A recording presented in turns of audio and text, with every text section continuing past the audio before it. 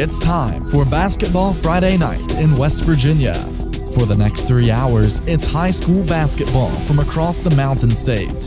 Live from Marshall University, here's your host, Ryan Epling. Wrong. It's not Ryan Epling. Ryan will be joining us, though. Bill Cornwell and Coach Ric Morrone. And good evening, Rick. And kind of a weird night because a lot of folks were anticipating really bad weather in the state and canceled out on us. But we do have some scores to give the folks. And this is the forecast coming into today. Tough call for ADs and for coaches all around the state. Do we play? Do we not? Yeah, I tell you what, Bill, first of all, we do want to welcome everyone tonight. Ryan will be joining us. He's not here right now, but he will be here shortly. We hope everyone is safe and home and tucked in and able to enjoy the show tonight.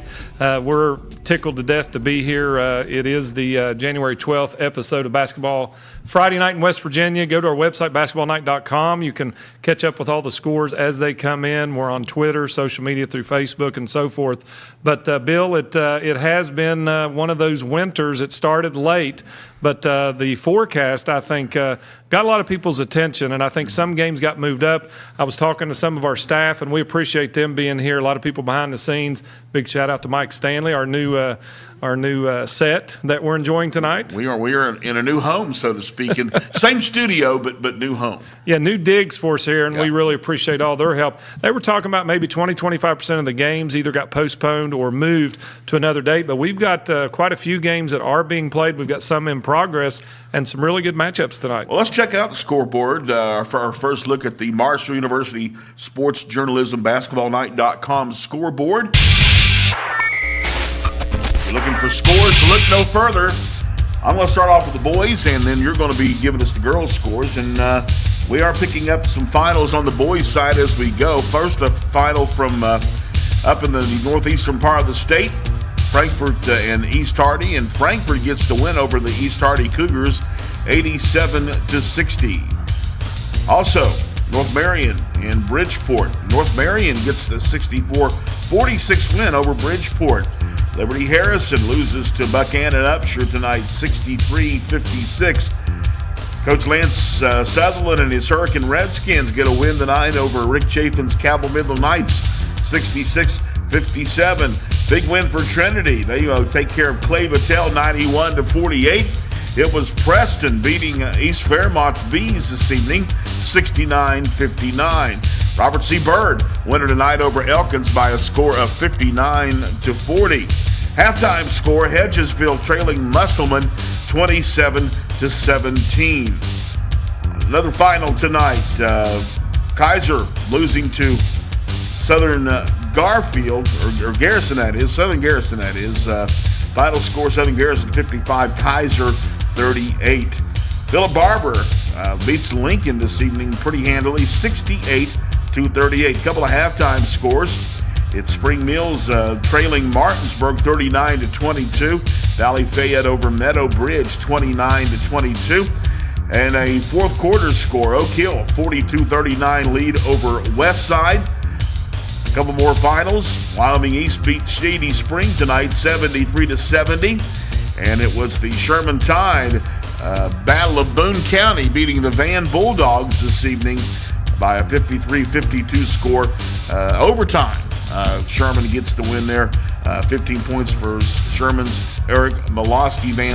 Tyler Jarrell had 16 points for the Van Bulldogs. I guess you got the girls' scores. Got the girls' scores. A few are in and final.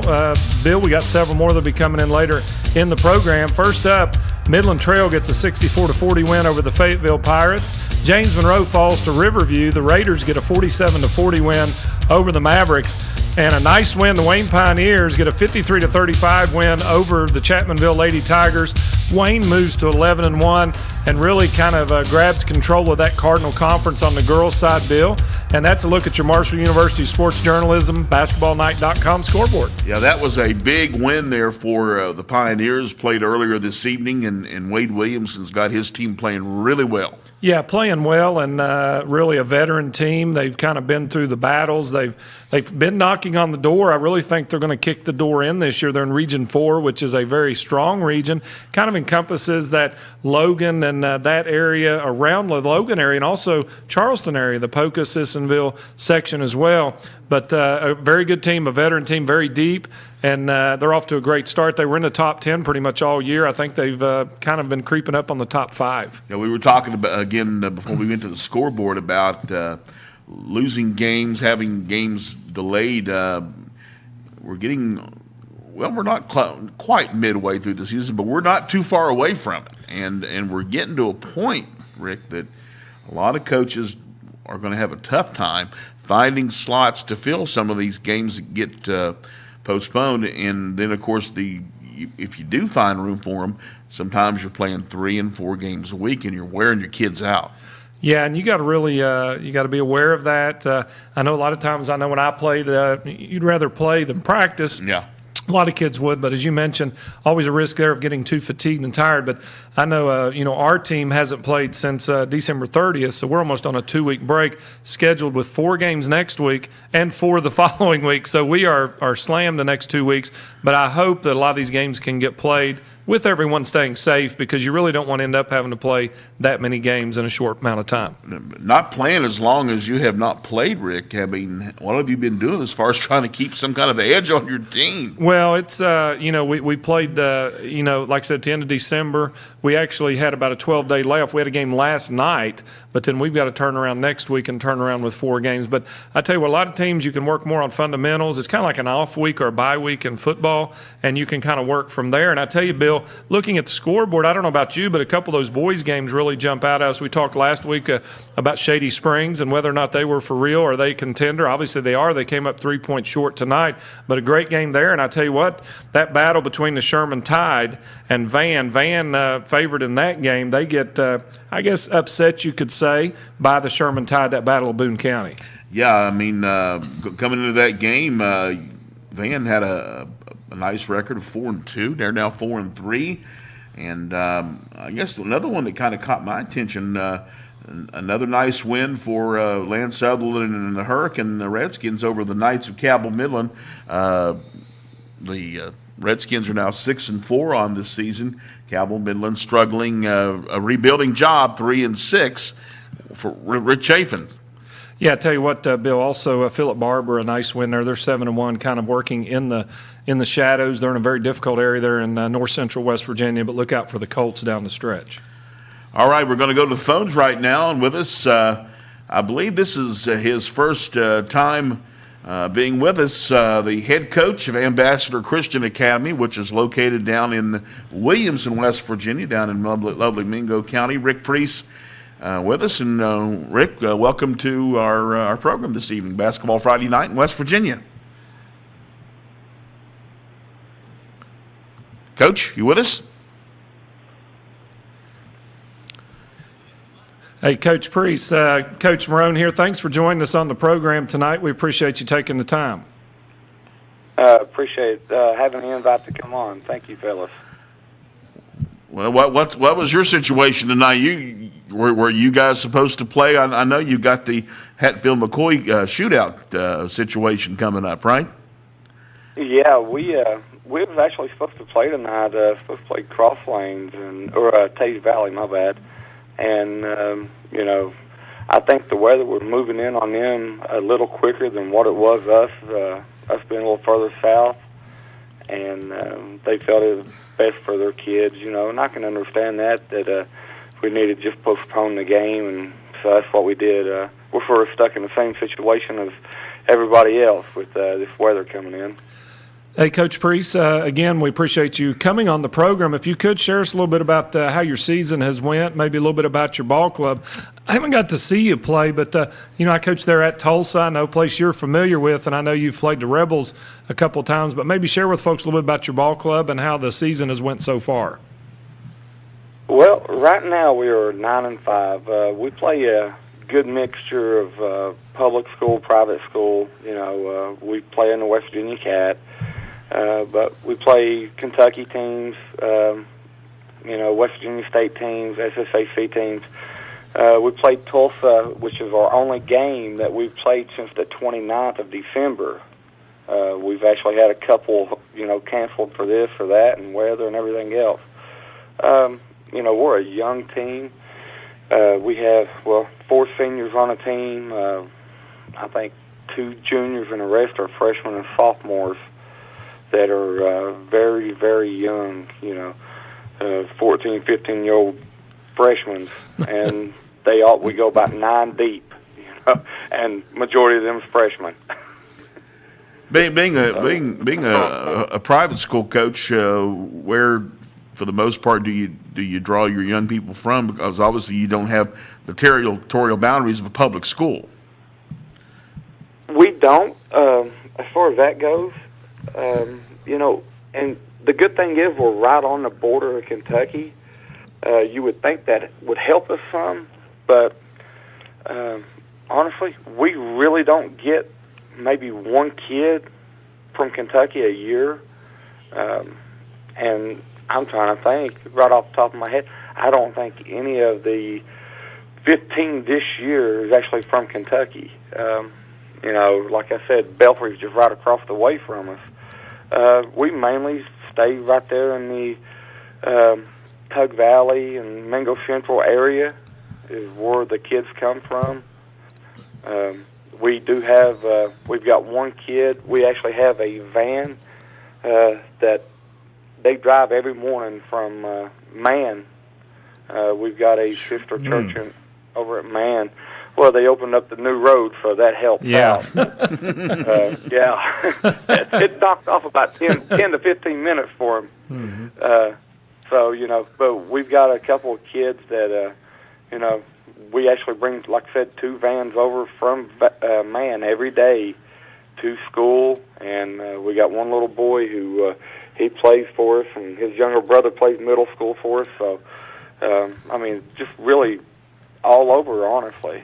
Hey, Coach. So, I mean, it helps us a lot. Yeah, looking forward, later in the program, we've got Mark Witt coming in, director for the Hatfield-McCoy Shootout. We know you've got Phelps in that shootout. Is that a nice event for you all to showcase your program and also to kind of, I guess, kind of allow those areas, like you mentioned, that might have opportunities for kids to come to Ambassador Christian to kind of see what kind of program and the things that you offer? It is. We, you know, this is our 3rd year, I believe it is, that we've been able to participate in it. Last year we was able to play twice in it, and this year there was just some stuff with Mark there. I love Mark to death. Mark was calling my basketball games. You know, I've been around him pretty much my whole life. You know? Right. And he's helped us out a whole lot. And he does a great job in the area with, you know, putting that on and everything. So, and you know, it really helps us. You know, the thing about being a private school is, you know, we're not bound by the 22 games. You know, I think on our schedule we've got 37 games. We play our state tournament in Summersville, and we play a national tournament in Dayton, Tennessee at the end of the year. You know, we won the national last year, and we played teams from Arkansas to Florida to Virginia and all over the place.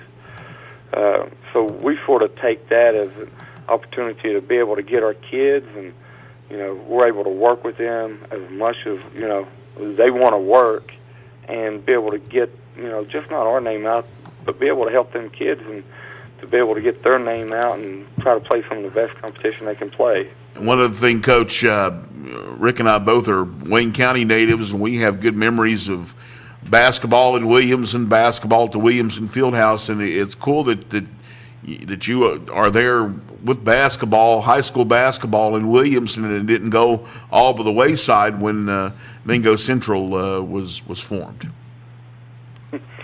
Yeah, that was our first year. That was one of the things that when we walked into the field house, and that's where we was practicing at, right, that when we walked in, I made sure our kids looked up at the banners, and I told them, I said, listen here, I said, if you want to play in a place, this is a place to play. There is no other high school venue in the state outside of maybe the Logan Fieldhouse that can seat 4,500 people, that has all the history that this place has. And I went through the banners of, like Coach Mark down at Marshall and everything, and how Coach Hatcher, how he was All-American. Coach Hatcher led them to state titles, and just the history of that had been played in that field house, and the epic battles of Wimpson and Logan there in that place and everything else. And I just let them know. I said, listen, just because the tradition, Wimpson High School or this other stuff that went on, that tradition's still here. This is our home. This is the way we're going to play. And we're going to come in and we're going to compete and we're going to play the very best. We're not going to be afraid to play anybody, and that's what we're going to do. And try to get that mentality into these kids that, stuff ain't going to always go right and stuff ain't going to always be easy for you, but, we're going to compete and we're going to do our very best every time out there. Coach, we appreciate you spending some time with us, and it was great hearing and learning about your program, and good luck the rest of the way, Coach Rick. Thank you. All right, Rick Priest, head coach of the Ambassador Christian Academy team down in Williamson. Great hearing about him and learning a little bit about his program. And Rick, as we mentioned, it's just great to have high school basketball there at the field house once again. Yeah, what a great place. Storied venue, and it is a great place to play and coach. And tell you what, if folks can get out and enjoy that event next weekend, encourage you to do that. And again, Mark Witt will be with us later in the program to share with us the schedule and talk a little bit about that event overall. All right, it's time for our first break, and you see the man has arrived. He's silent, but he will not be silent soon. First break right now. Basketball Friday night in West Virginia. Basketball Friday night in West Virginia will return in 2 minutes on the Fast Break Sports Network.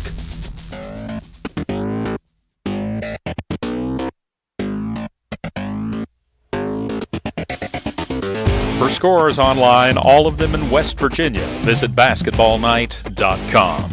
Streaming video live from the studios at Marshall University from the Mike Stanley set, visit basketballnight.com for video, audio, and the Basketball Friday Night Scoreboard. Watch our live, high-definition video stream by going to basketballnight.com. All it takes is just one click to watch. You can listen online with any computer or mobile device by clicking the Listen Live tab. We want you to become part of Basketball Friday Night in West Virginia. We'd like for you to become our correspondent and update us on your team's games. Follow us on Twitter at @Hoops_Roundup, @Hoops_Roundup. Call the show tonight. We want to hear from you. Toll free, 855-784-6677, 855-784-6677. Give us an update on your team's game. You can tweet, text, email, or give us a call. Find out how by visiting basketballnight.com. Special thanks again tonight to all of our affiliates carrying the show. And if you want to find an affiliate near you, go to basketballnight.com at the bottom of the page and click Affiliates.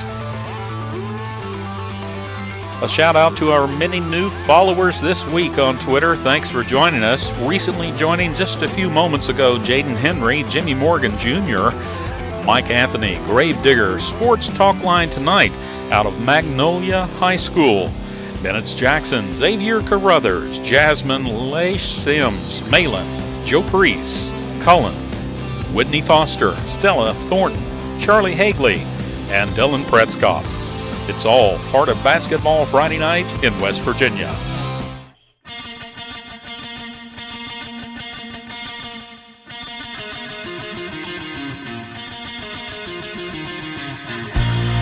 This is high school basketball's home for the Mountain State. Basketball Friday night in West Virginia on the Fast Break Sports Network. Now, back to your hosts, Bill Cornwell, Coach Ric Morrone, and Ryan Epling. 9:19 on this Basketball Friday night in West Virginia. What would generally happen in a situation such as this is that Coach Morrone or Bill Cornwell would bring it back from the break. They would introduce, hey, I'm here. But I was here for a lot of that last segment. I just didn't say anything. So I just thought I'd just jump right in and just, dive right into Basketball Friday night in West Virginia. Sixth episode of the season 5 of the show on this January 12th, 2018. I did want to give you guys just a little bit of a weather update from the greater Huntington area. Something's falling from the sky. It looks like rain. It feels like it's got a little bit of an ice mixture, and it's turning the ground white. So you can figure that's not a good sign as temperatures drop. It was 60-plus degrees when I left work this morning at a little after 8:30, and it was 32 degrees when I arrived here in the cozy confines of the Marshall University School of Journalism, Mass Communications, and the Communications Building. I'm trying to do the math in my head, but that amount of temperature discrepancy is mind-boggling. Really, it really is. Yeah, it's just been a wild night. I know you guys mentioned at the open of the show as I was listening from about 3 blocks away on my way in about how many schools did kind of preemptively go ahead and reschedule. Most of that was not for the travel to a game, but the travel home. Yeah. Game I went to tonight and worked public address for Chapmanville at Wayne girls basketball. That was a game that was moved up to a 6 o'clock start.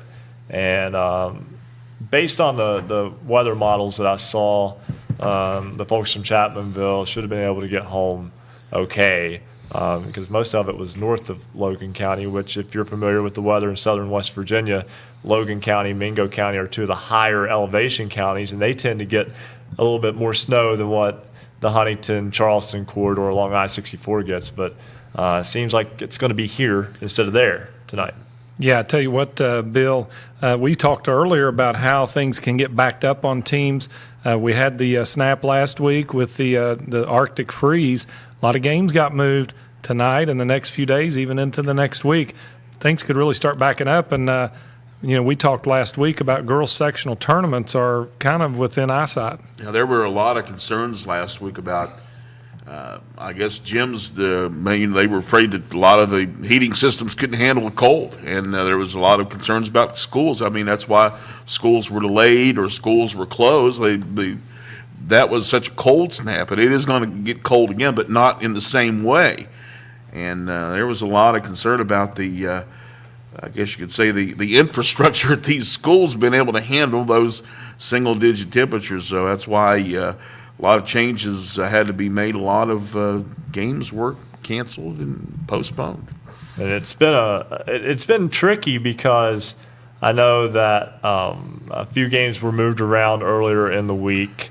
A lot of that was due to concerns of weather that didn't necessarily hit as illustrated. But again, I work in television behind the scenes, and so I do get to speak with meteorologists regularly, and they were saying, look, these models for what's going to happen tonight, basically across the state of West Virginia, were all over the place. There were some that were saying 7 inches of snow in Huntington, others saying maybe just a coating in the Huntington-Charleston area, and that's just, this part of the state where we are located.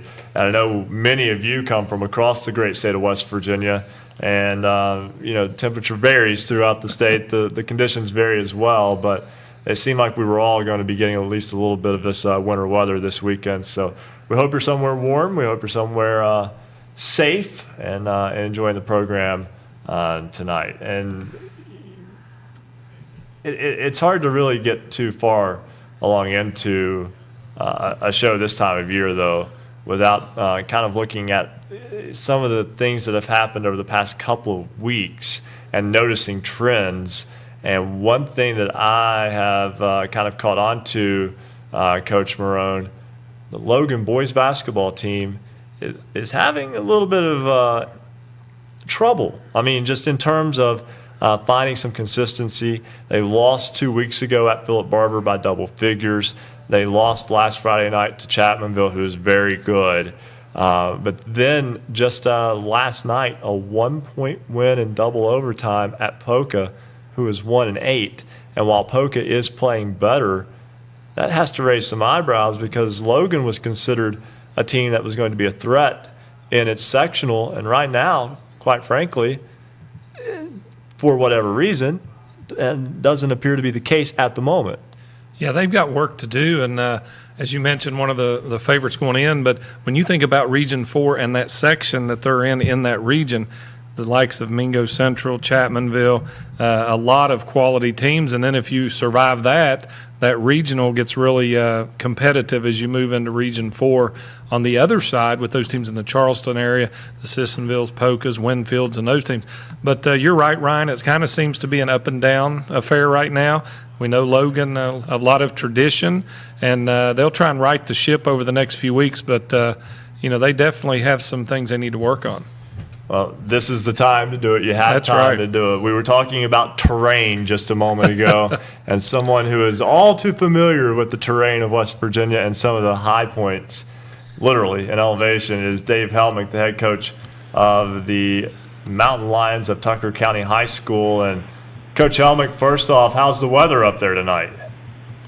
Well, it's still rain here. I heard you say earlier it's 32 degrees there. Last time I was out, actually we had practice this evening. When I left practice there, probably about an hour and a half ago, we were still at 50 degrees at the high school. So That's unseasonably warm for the top of that mountain. But your basketball team is now 9-0 on the season, and we talked with Sydney Nestor last week. We didn't really get a whole lot into this particular season with her, as she was our standout athlete of the week. But your basketball team picked up a really nice road victory earlier this week at Frankfort, 66-57. And, Frankfort's a team that many feel has at least an opportunity to be a tough out in a regional final in that area in AA, and your ball club continuing to play well, going on the road and picking up a win over a quality opponent.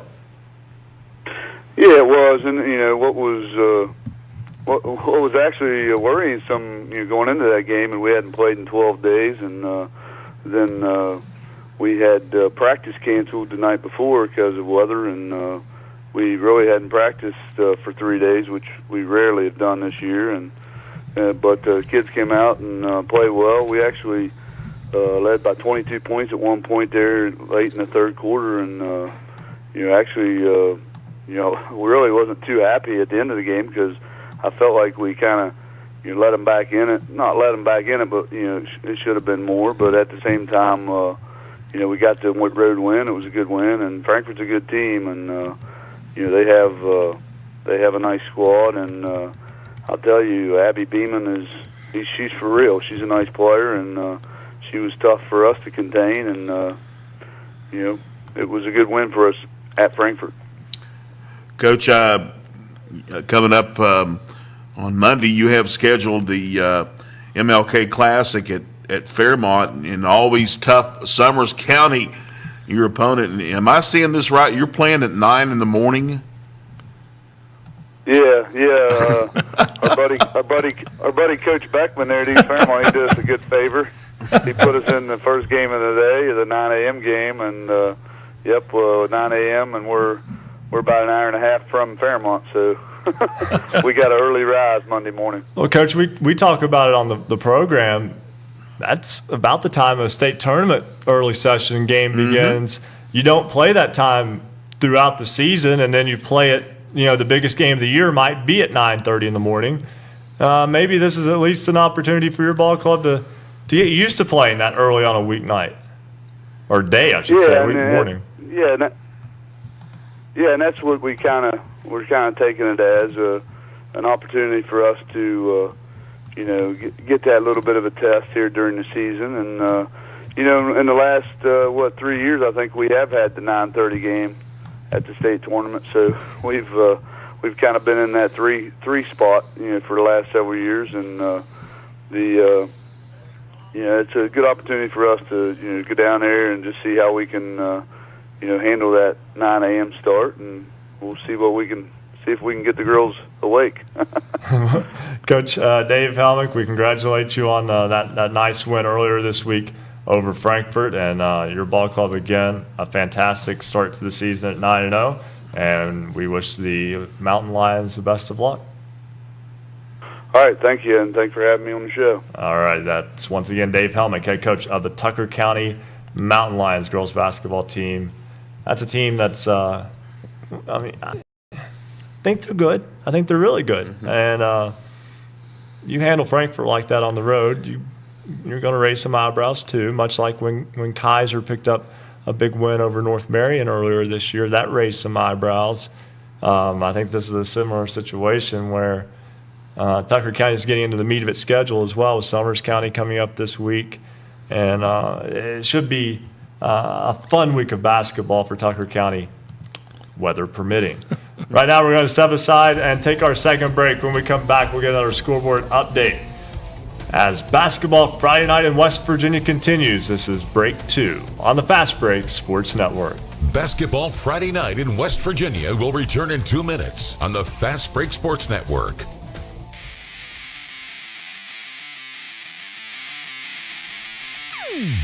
If you love basketball, then there's only one place to be on Friday nights after the game.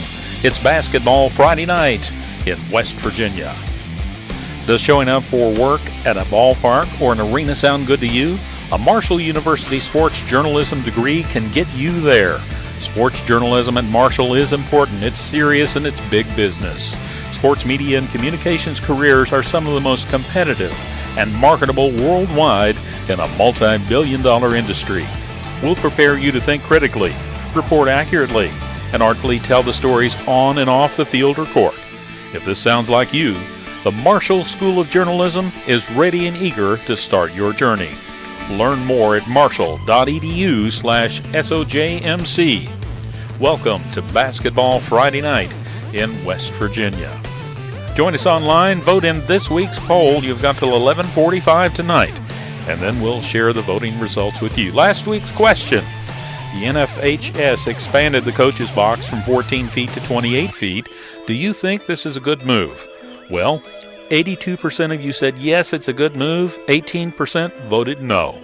This week's question: should West Virginia adopt a statewide no school, no practice, no play policy, or should the call be left to each school system? Tell us. Go online and vote tonight. Either statewide, no school, no practice, no play, or leave it up to each school system. Go to basketballnight.com, vote in this week's poll. You'll see the poll on the right-hand side of the page. You've got till 11:45 tonight to vote, and then we'll share the results at the end of the show this evening. Basketball Friday night, West Virginia's high school basketball voice.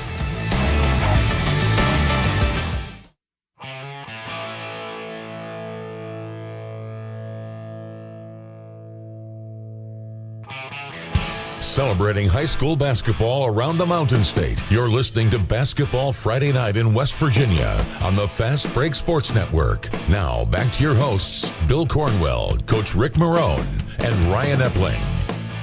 Welcome back to Basketball Friday night in West Virginia, the fastest 3 hours in radio. Ryan Epling alongside Coach Ric Morrone and Bill Cornwell. Happy to have you joining us tonight, wherever you may be across the state. Of course, you can always interact with us on Twitter at @hoops_roundup.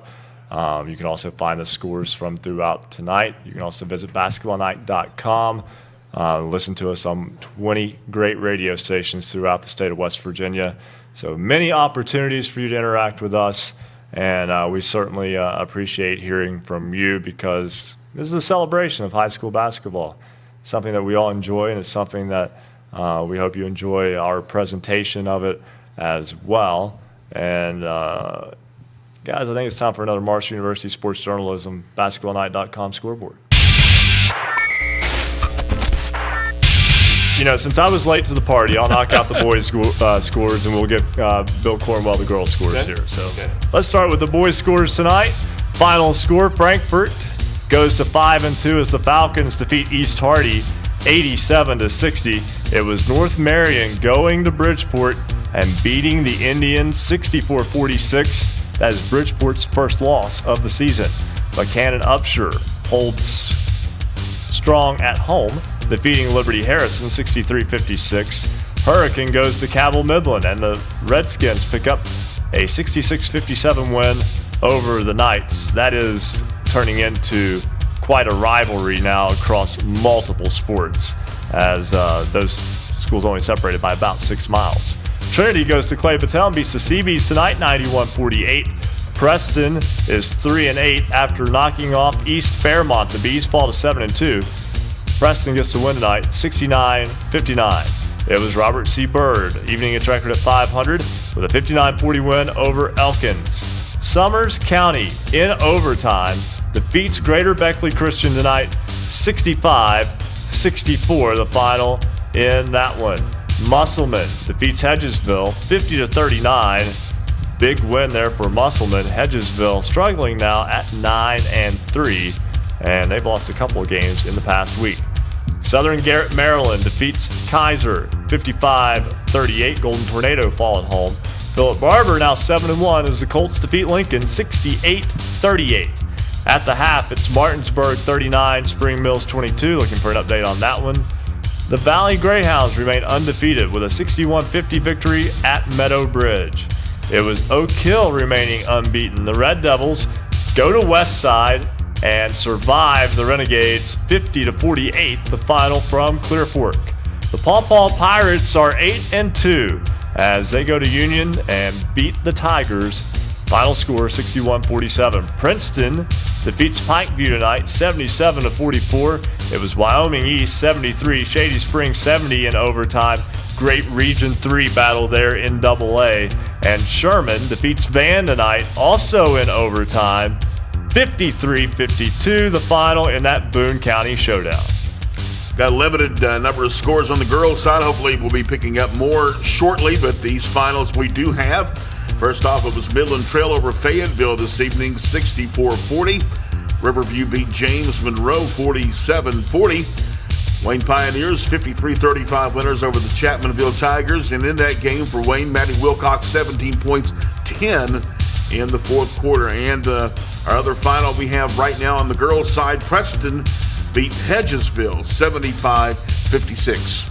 And that is your Marshall University Sports Journalism BasketballNight.com scoreboard update. We'll go to the phone lines in just a moment, but Coach Morrone, I know you talked a little bit earlier about the Philip Barber boys kind of quietly at 7-1, and the Colts are just taking care of business, I guess is the best way to put it at this point. Yeah, and we mentioned that area so strong on the boys' side and girls, but Philip Barber, a team that you really, not that they're the Rodney Dangerfield of high school basketball, but they have a solid program there and a couple of nice wins here early in the year. So, don't sleep on the Colts, as they say, and look for them to maybe put a charge on here late in the season. Yeah, I can remember watching Philip Barber in Charleston, not too long ago. Yeah, that's a program that kind of ebbs and flows a little bit. They will have teams that are state caliber, then they will have teams that struggle to win games within the Big Ten. It's a very unforgiving conference. I don't think people realize, Ryan, how strong that conference is. I know in different areas of the state, there are some conferences, some of the mega conferences, as I call them, even though they've shrunk a bit, the MSAC and some of those AAA conferences. You have some that are joint conferences with like Ohio and West Virginia teams in and such. But I tell you what, year in, year out, that Big Ten across all sports, not going to find a whole lot better competition. Let's go back to the phone lines. Mike Gray is the head coach of the Webster County Highlanders boys basketball team. And Webster County off to a 5-3 start is what I have the Highlanders at this year. Coach Gray, welcome to Basketball Friday Night in West Virginia. Hey, guys. Thanks for having me. Enjoy your show. Hey, greatly appreciate that. Let's see here. Before we get too far in, we had you scheduled for a game tonight at Doddridge County. Did that game take place? No, sir, it didn't. I think the rain and they had some flooding up in that area, and Doddridge canceled all their after-school programs, so we didn't get to go up there today. All right, thank you very much. We're trying to. It's as you can imagine, it's difficult to keep up with everything with the weather. But 2 straight wins for your ball club, wins over Midland Trail and Calhoun County. Where do you see your team right now in comparison to where you would like them to be? I think we're in pretty good shape right now. Yeah, we've got a couple of seniors on the team, but we're a really young team, and I think we're growing each game. We had a stretch here we didn't get to play very much, and We had a really good practice this week, and I think we just need to get back and play some games. And I think we're growing each game and getting a little better. And I like where we're at right now. We're 3-1 in the LKC East, right behind Braxton. So I think we're in pretty good shape. You know, we joke about the terrain of West Virginia. Your school is nicknamed the Highlanders for a reason, as Webster County High School in Webster Springs, kind of up on a hill. And we've talked about how the weather hasn't necessarily turned throughout much of the state just yet. What are you seeing outside right now? We've got heavy rain. We're still probably in the low 50s, so it hasn't turned cold yet, but we really have had a lot of heavy rain, which I'm sure the whole state has. So I think that's a lot of the reason for all these cancellations tonight, and plus the storm coming later. Well, you have a big day scheduled for Monday, the MLK Classic, actually the MLK Showcase, and you've got 3 games scheduled on that day that you would host. Tell me a little bit about how that came about, and I've got the schedule. I'll go through it with you in a moment, but the teams that you were also able to get into this event. Yeah, we started the MLK Showcase last year. We're trying to build one each year. We've got three games this year: 3 o'clock, a 5 o'clock, and a 7 o'clock. We've got the Lake County Panthers with Coach Gibson playing Fayetteville Pirates, Coach Connolly at 3 o'clock, and then we got a good matchup at 5 with Greater Beckley Christian. I think they had a tough loss tonight, but that's a really good team against Pocahontas County Warriors, which I think are still undefeated. And, of course, the 7 o'clock game will be Webster County versus Meadow Bridge with Coach Gladwell. He does a good job down there in Meadow Bridge. So it'll be a really good day of basketball if you're looking for a place to go watch some good basketball. And the MLK Classic, obviously a lot of schools, well, many schools off Monday because of the holiday, but I've noticed that this is something that's picked up over the past maybe decade or so, more schools hosting these types of events, getting those games in, and hosting maybe 2, 3, 4 games at a time. Your event has 3. Just tell me about how that's able to, it brings people into your community. Yeah, we're working on right now adding 2 more games for next year, and we kind of started out with mainly some single A teams that, trying to draw some teams out at top 10 ranking and get together and have just a good day of basketball, and we have real good camaraderie amongst the coaches and stuff. And it's just a good day to spend some time watching some basketball. It's good for the fans and people to get out that day. Mike Gray, head coach of the Webster County Highlanders boys team, they will host the MLK Showcase coming up on Monday. And Coach, we also know that later on in the week, you will also play a game at home against Roane County scheduled for next Friday. What are some of the challenges that you face as a coach at a rural school in terms of just being able to get all of your kids into the gym for a practice, especially when you've got weather conditions that have been very much unpredictable? Well, I'll tell you, this bunch of kids I have right now, it's not hard to get them in the gym, whenever we're not allowed to practice. We went on a 10-day stretch where we couldn't practice because it was just too bad. But, the kids are, they're texting me every day, we got to get in the gym. So it's really not that hard in a rural area with these kids. They're ready to play. They're chomping at the bit right now. They just want to go play basketball. It's a good group of kids. They've been playing together since 3rd grade. So just happy to be coaching them, and I think they'll turn some heads later on this season. They shoot the ball well. We got some size this year, so I'm just interested to see what they can do down the stretch. Coach, we talk about a lot of the conferences around the state, and of course the MSAC gets a lot of ink because it's AAA conference, but your conference, Little Kanawha Conference, there's been some good basketball played there. Talk a little bit about that league this year.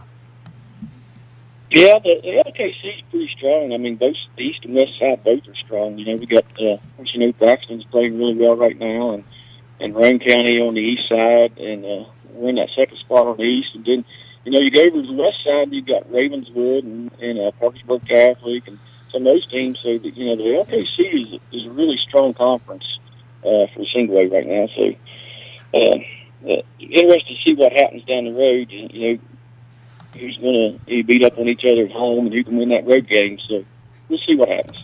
Coach Mike Gray of the Webster County Highlanders Boys Basketball Club. Thank you so much for joining us on Basketball Friday Night in West Virginia. Thank you, guys. Have a good evening. All right, thanks, you too. We're going to step aside, take a break. When we come back, we'll have Mel Stevens, head coach of the Wheeling Central Maroon Knights boys team. They're off to a fantastic start. Suffered their first loss, but it wasn't a typical type of team that you would find in the state of West Virginia. We'll talk about that and much more. This is Break 3 on Basketball Friday Night in West Virginia here on the Fast Break Sports Network. Basketball Friday Night in West Virginia will return in 2 minutes on the Fast Break Sports Network.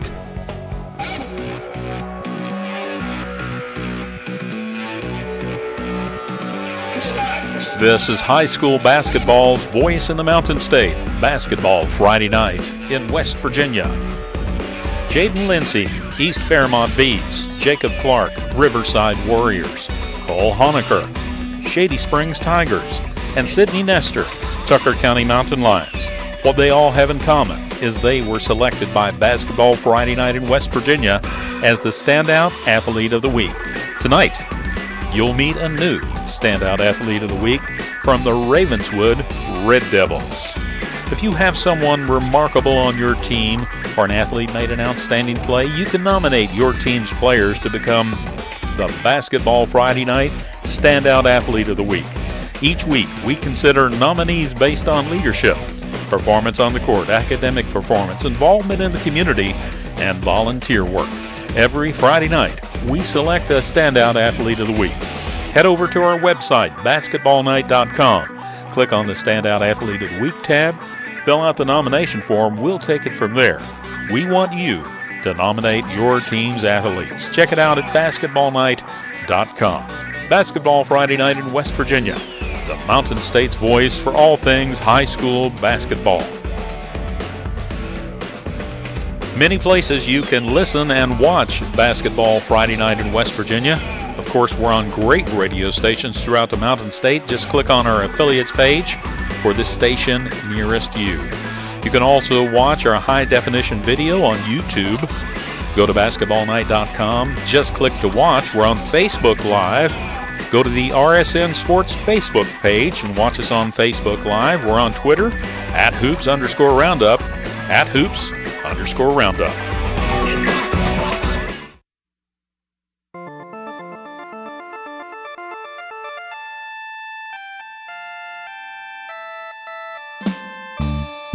Stay up to date on your favorite teams. Check out basketballnight.com. Now, back to Basketball Friday Night in West Virginia with Bill Cornwell, Coach Ric Morrone, and Ryan Epling. 9:47 on this Basketball Friday Night in West Virginia. Ryan Epling, Ric Morrone, Bill Cornwell. Happy to have you along here on Basketball Friday Night in West Virginia. We're going to jump right back to the phone lines to Mel Stevens. He is the head coach of the Wheeling Central Maroon Knights boys basketball team. 9-1 on the season. And, Coach, your ball club coming off of a win earlier this week in which it was able to get a little bit of vengeance, perhaps, I guess you could say, against the team that knocked you out of the state tournament in the semifinal round a year ago in Notre Dame. Right. We were looking forward to that game, and we went down there and played really well. So, last year was last year, and this year is this year. But it was nice. It's a tough place to play. It was nice to get down there and get a win. Your ball club, as I mentioned, at 9-1, has basically at this point already beaten most of the Class Single A Northern Panhandle schools. The one loss was to Mars area, Pennsylvania. We talked with John Blackmore about that school last week. That's not your typical type of school that you would run into within the state of West Virginia. But more to the point, your team is 9-1. People can look at that and on the surface say, hey, they're having a great year. But you're the coach. You see them day in, day out in practice and in those games. I mean, the record speaks for itself, but are you pleased with how your team is playing? Well, obviously we're pleased, but, as a coach, you're always looking for things that you can get better at. And, there's some things that we need to get better at. And, we work on those every day to try to get better. And, we want to be playing our best basketball at the end of the year, just like everybody else. And, that's what we're kind of gearing towards. You were scheduled to play Charleston Catholic tonight. That did not happen due to weather. So coming up next week on Tuesday, you'll host Lindsley Academy, which is right there in the Wheeling area as well. And then a week from tomorrow, a trip to Tucker County. So your ball club has challenged itself. I think that's easy to say that your schedule has been one that has been challenging with not only those top-notch Class A schools that are within the state of West Virginia, but also such as the Mars, Pennsylvania school that you played, and John Glenn, Ohio, who is very good as well.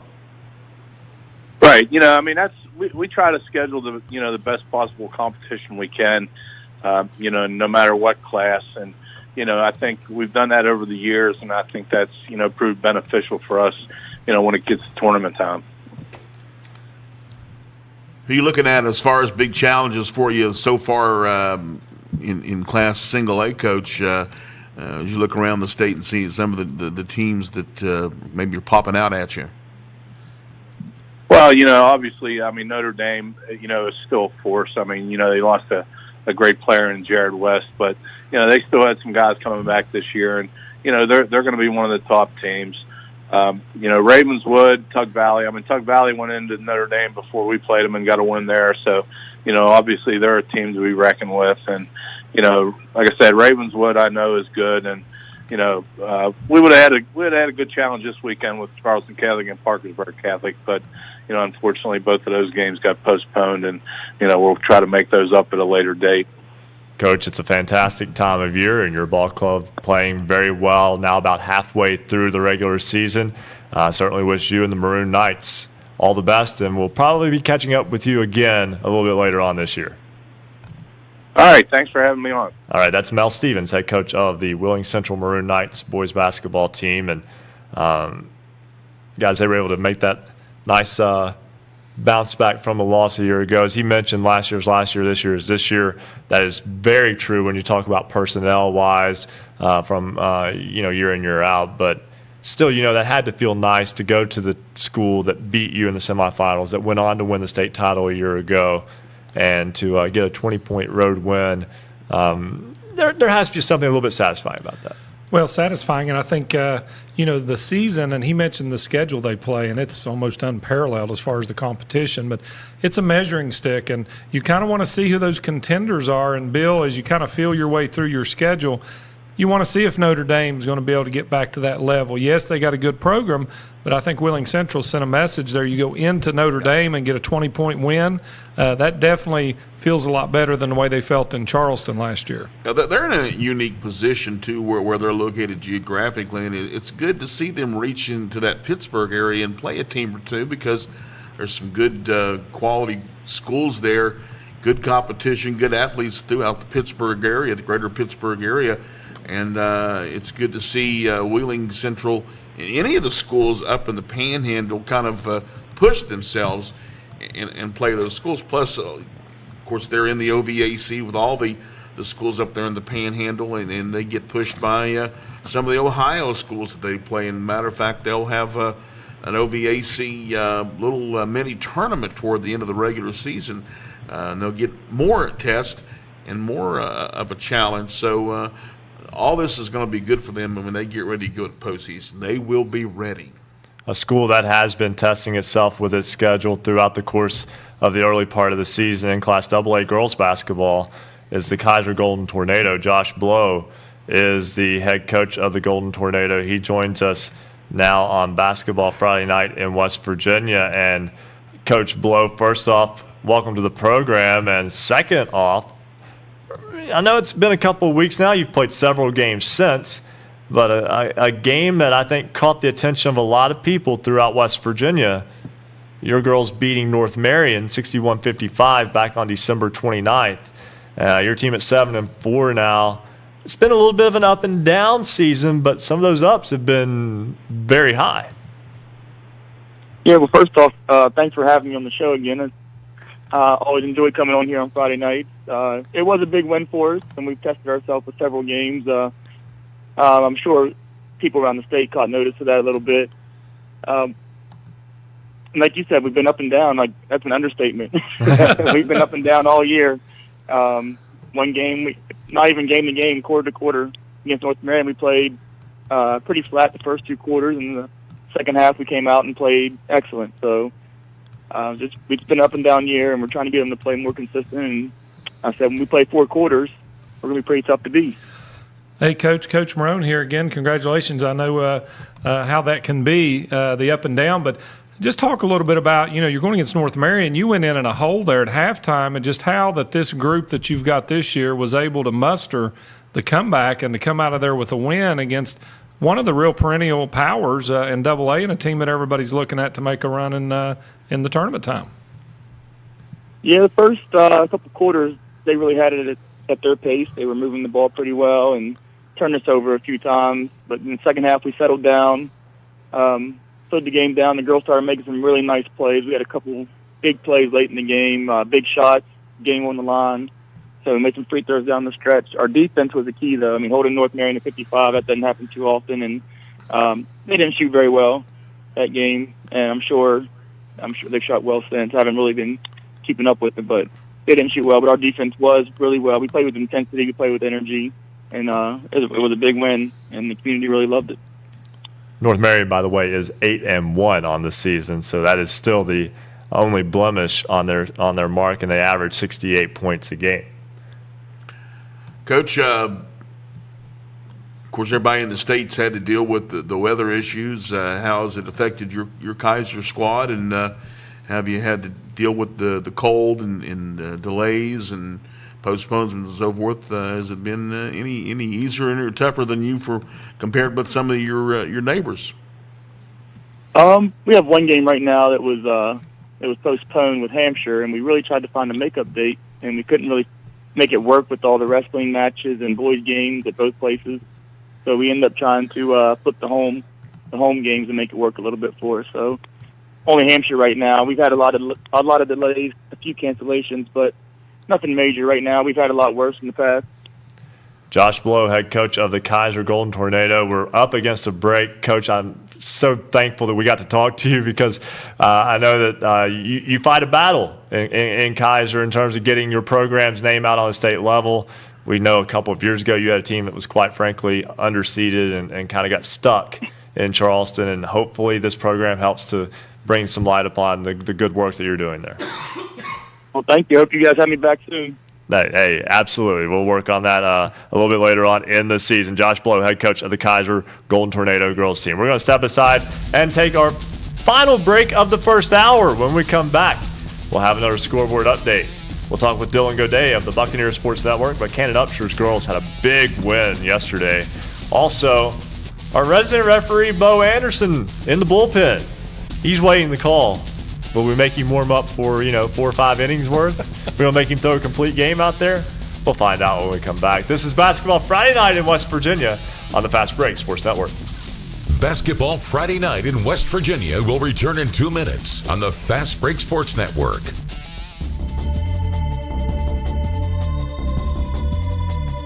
For scores online, all of them in West Virginia, visit basketballnight.com. Special thanks to all of our affiliates. You can listen on great radio stations throughout the Mountain State, including 103.7 Jack FM, WQWV in Fisher, the Valley's Watchdog, 1600 AM, WKKX in Wheeling, 1370 AM, WVLY Moundsville, Jackson County's home for Southern Gospel, Singing News Radio 92.5 FM, WTHM LP Ravenswood Ripley, Knights Radio 91.5 FM WRSG in Middleburn, Talk Radio WRNR Martinsburg 740 AM 106.5 FM, Classic Hits 106 WHFI Linside 106.7 FM, 95 The Sports Fox WBES Charleston 950 AM 101.9 FM and 1290 AM WVLW in Logan, Light Rock 93R WRRR St. Mary's 93.9 FM. The Ticket 102.3 FM WMTD in Hinton. 98.5 FM and 101.5 FM WQAZLP Edmond, Beckley. 101.7 FM WYAPLP in Clay. And Marshall University's flagship station 88.1 FM WMUL in Huntington. If you're a subscriber to Suddenlink, You can see us statewide on Network West Virginia. Cable subscribers in the Huntington region can find us on Comcast Channel 25. And of course, we're streaming online high-definition video. Can be found on our website, basketballnight.com. You can find us on the RSN Facebook page, Facebook Live, and on Twitter at @hoops_roundup. We're on Periscope.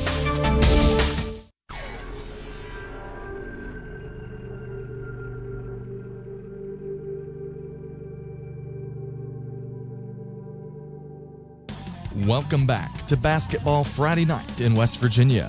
To join tonight's program, call 855-78-HOOPS. That's 855-784-6677. Follow us on Twitter @hoops_roundup for all the scores all the time. And visit basketballnight.com for a comprehensive look at schedules and standings for every team in the state. Stay tuned. Another hour of Basketball Friday Night in West Virginia begins right now. Rolling right into Hour 2 of Basketball Friday Night in West Virginia. Ryan Epling, Ric Morrone, and Bill Cornwell. Happy to have you along with us. Coming up in this segment, we will talk with Dylan Godet of the Buccaneer Sports Network, Buchanan Upshur, Chris Stevens, head coach of the Winfield Boys, also in the queue, and we'll also have, at some point, our resident referee, Bo Anderson. I have some questions for Bo. As long as he's indoors, he's fine. Yeah, I have a feeling Bo is staying nice and warm wherever he is tonight. But first, we know you're here for scores. So let's get another look at the Marshall University Sports Journalism BasketballNight.com scoreboard. Looking for scores? Look no more. This is where you want to go. Girls scores tonight. Just a handful of games throughout the Mountain State. Midland Trail defeats Fayetteville 64-40, the final in that one. Riverview picks up a 47-40 win over James Monroe. Petersburg defeats Berkeley Springs 63-46. Preston defeats Hedgesville tonight 75-56. And a game I went to, and we'll talk with Wayne coach Wade Williamson later on tonight. Wayne takes a 15-point halftime lead against Chapmanville. It gets whittled to 1 in the fourth quarter, and then the Pioneers run away down the stretch to defeat the visiting Tigers. 53-35, Maddie Wilcox, 17 points in that one, 10 of them in the fourth quarter for the victorious Lady Pioneers. Bill has the boys' scores. Or Rick has the boys' scores. Let's take a look at the boys' scores tonight. Your Marshall University Sports Journalism BasketballNight.com scoreboard update. Looking for scores, look no more. On the boys' side, some great matchups starting in Boone County. An upset as Van falls to Sherman 53-52. The Sherman Tide get the win in overtime. Eric Molesky gets 15 points for Sherman, and for Van, Taylor Gerald tosses in 16 in that one. Shady Springs falls tonight. Wyoming East 73-70 winner over the Tigers. That game also in overtime. Princeton 77, Pikeview 44. Paw Paw, the Pirates with a nice win over Union 61-47. The Crusaders of Parkersburg Catholic 70-53 winners over Williamstown. Oak Hill 50, Westside 48. Valley Fayette a 61-50 winner over Meadow Bridge. The Martinsburg Bulldogs 70-45 winner over Spring Mills. Also tonight in boys basketball, Philip Barber, the Colts, a 30-point win over Lincoln, 68-38. The Colts at 7-1, a nice start to the season for them. Southern Garrett of Maryland, 55-38 winner over Kaiser. And Hedgesville falls tonight to Musselman, 50-39, the final in that one. And that was a big-time matchup up in the Panhandle. Later on, we'll talk to Kaz. I'm sure he'll have some insight into that one. Hampshire falls to Jefferson, 64-53, the Cougars with the win. Greater Beckley Christian in an overtime thriller. They fall to Summers County. It was 65-64 Bobcats. 67-55 Grafton with the win over Lewis County. 59-40 R.C. Byrd defeats Elkins. The Tigers, bit of an upset there. R.C. Byrd 5-5. Elkins came in. Well, actually, they were 6-6, so that one about an even 500 toss-up. Preston 69, East Fairmont 59. Trinity 91, Clay Battelle 48. Hurricane gets a big rivalry win over Cabell Midland 66-57. The Redskins with the win. Buchanan Upshur, the Buccaneers 63-56 winners over Liberty Harrison. North Marion, the Huskies 64. Bridgeport 46. Bridgeport falls for the first time. Frankfort 87-60 winners over East Hardy. And that's a look at your Marshall University Sports Journalism BasketballNight.com scoreboard update. we always like to have a little bit of fun with the show, and it's important to mention out that up front, when it comes to public radio, we're not allowed to send direct messages to say hello to people who may be viewing. In fact, I know someone who's not viewing right now because they're actually on TV, but a big fan of the show, Amanda Barron, has already sent a picture in to us from WSAZ. She actually watches the show between 9 and 10 every Friday night while she's getting ready for the newscast. There you go. So let's go to Dylan Godet of the Buck. Yeah, right? That just kind of came out of nowhere, right? Can't say hi to her because she's not watching right now. Thank you for your support. Yeah, Dylan Godet of the Buccaneers Sports Network joins us now. And Dylan, the Buchanan Upshur girls, 10-1 on the season. Everyone knows how good they are, but they beat Fairmont Senior by 20 last night. That is a big win for even the top-ranked AAA ball club in the state. Yeah, thank you guys for having me on again. But a big win last night, 20-point win, and a quick stat in that game. Lady Bucks, even with Hannah McClung out there, unable to hit a 3 in that game. But just their defense and forcing turnovers there from Fairmont Senior. Hannah McClung with 29 points. Just really from the get-go, they controlled the game from the start. Lady Bucks did, and Fairmont in the second half came out a bit of a run. I think it was a 15-2 run on into the end of the first half, into the second half, and then Buchanan fought back. It got close, but they battled through adversity. That's the thing with this team. So much experience.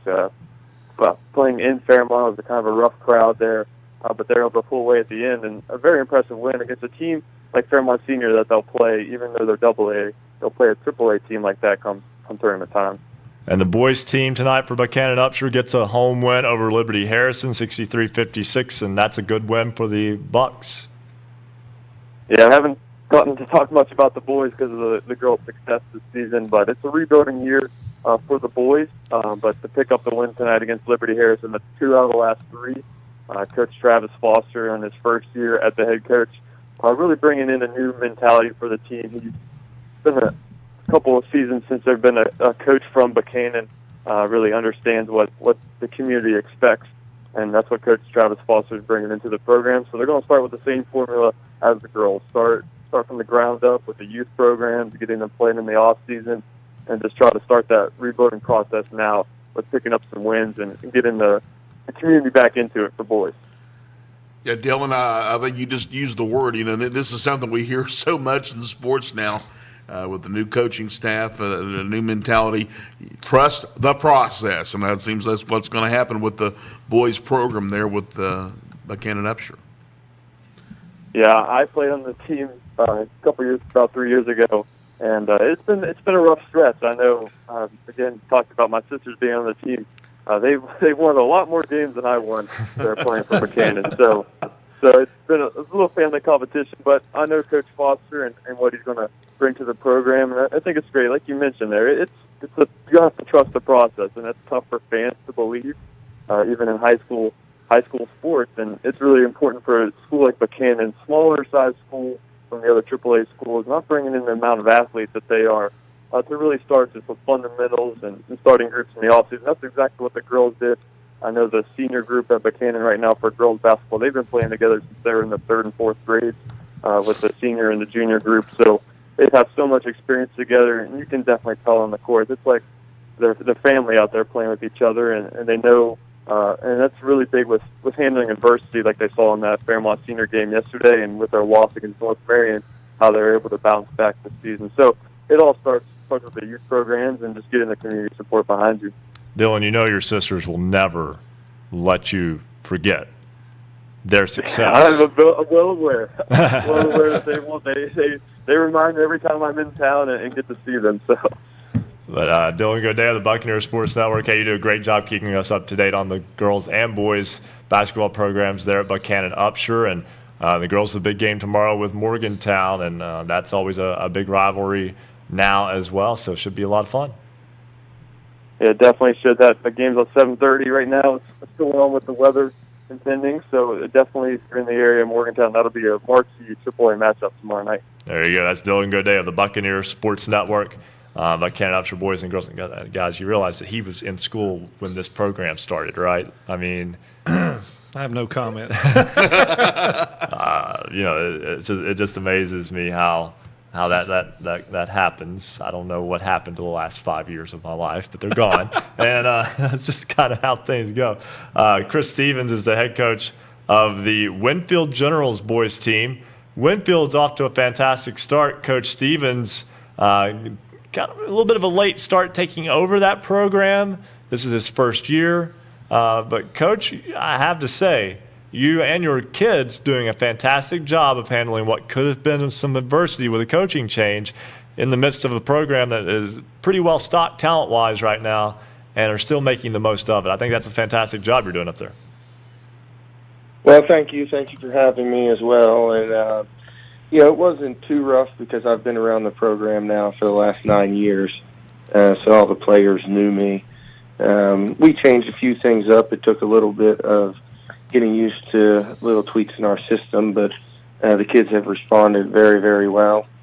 And we've gotten off to a good start and are looking to keep it going when we're getting into the meat of our schedule here coming up over the month of January.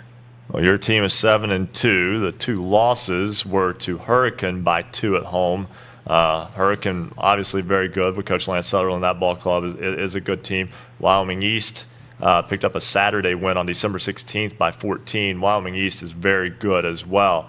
And in many ways, yes, those are tough games, but those are also the types of games that you'll be in come tournament time.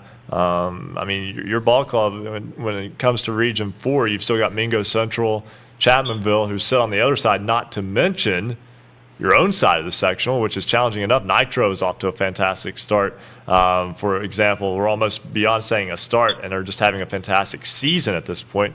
That's a ball club you'll see tomorrow night.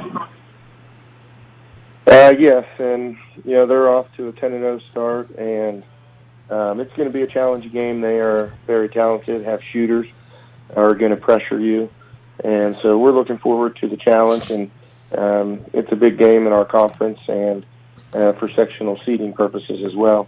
So interested to see where we're going to be at tomorrow night, and hopefully be able to keep our momentum going and come out and put on a good performance. Coach, of course, Winfield went back to AA a couple of years ago, really had a struggle competing for the most part in AAA basketball over the years. Talk about what a difference it's been going back to AA and just getting back on that level. Well, the top teams in AA could still be very competitive in the AAA ranks. Our section and region in AAA was very difficult, and it always seemed like every year it ended with having to go to Huntington or early on in the AAA years going to Logan to try to get a spot in the state tournament. So that was very rough, but dropping down to AA doesn't do us any huge favors because we get matched up with Boca the last few years when they had Frampton and Cuffey, and then years to come. We still got Chapmanville, Mingo, and Logan in the other side of our region, and we got Nitro, and everybody else in our section has been playing better, with Sissonville and Polk almost picking up a win against Logan last night. Point Pleasant has come on, and Wayne has just recently beat Sissonville too. So it's still a lot to play out in our section. We're just hoping to be there and have a chance to play in that regional game for try to earn a bid to the state tournament. Coach Chris Stevens of the Winfield Generals. They are 7-2 and take on unbeaten Nitro tomorrow night on the road. Coach Stevens, thanks so much for joining us. Wish you guys the best of luck next year, or next year, tomorrow. And it's been a long night already, Coach. But nonetheless, we obviously, Winfield's a program that we follow just because of our geography here in our location in Huntington. And one of those, it's good to see that boys program that won a state championship, about 13 or so years ago now, be contending at least for a state tournament berth again. So, again, congratulations on a great start to the year, and we look forward to catching up with you again later on in the season. All righty. Thank you guys for having me. All right, that's Chris Stevens, head coach of the Winfield Generals. We'll step aside, take a break. When we come back, we will introduce you to this week's Standout Athlete of the Week. We will also talk with Craig Dutton, WRRR Radio in St. Mary's. We'll talk about the Blue Devils and the Tyler Consolidated Silver Knights. And our resident referee, Bo Anderson, we'll talk with him sometime too. This is Basketball Friday Night in West Virginia on the Fast Break Sports Network. Basketball Friday Night in West Virginia will return in 2 minutes on the Fast Break Sports Network.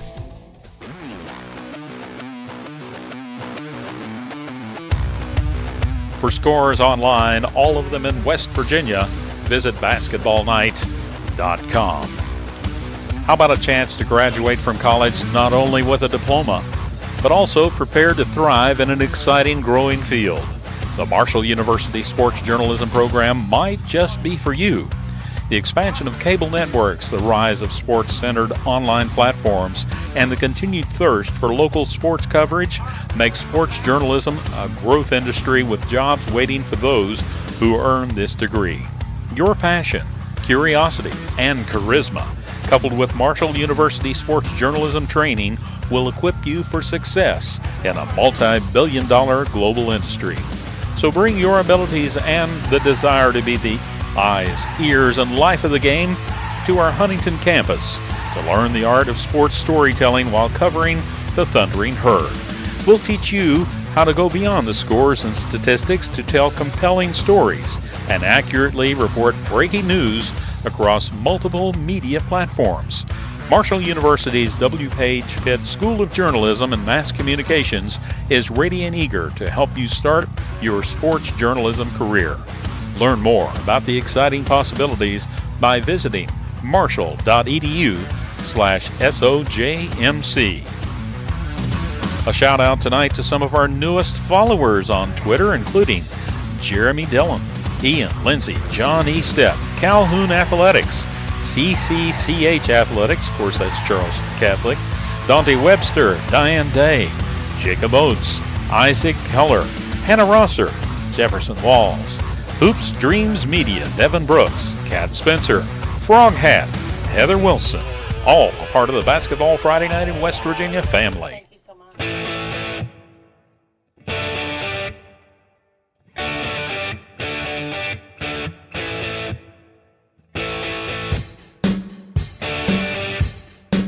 This is high school basketball's home for the Mountain State. Basketball Friday Night in West Virginia on the Fast Break Sports Network. Now, back to your hosts, Bill Cornwell, Coach Ric Morrone, and Ryan Epling. 10:17 on this Basketball Friday Night in West Virginia. We'll talk with Craig Dutton, WRR Radio in St. Mary's in a few moments. We'll also talk with the resident referee, Bo Anderson. But first, it's time for our Standout Athlete of the Week. Now, normally at this time, Luke Creasy would be sitting here on set with us.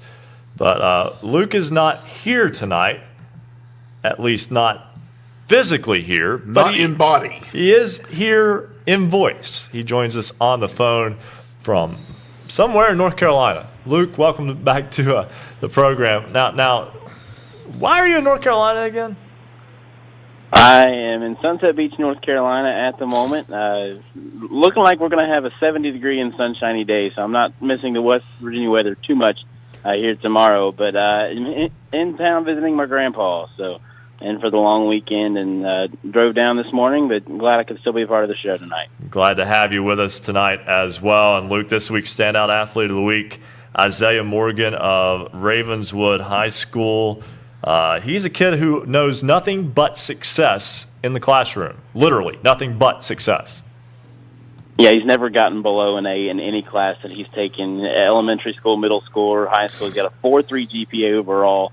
And when I heard that, it was just kind of astounding. I mean, because, people stumble up every now and then, but, for Isaiah, it's been nothing but success on and off the court. There are two things that take a whole lot of time for college students. One is being a student athlete. Two is being a biology major. He plans to do both.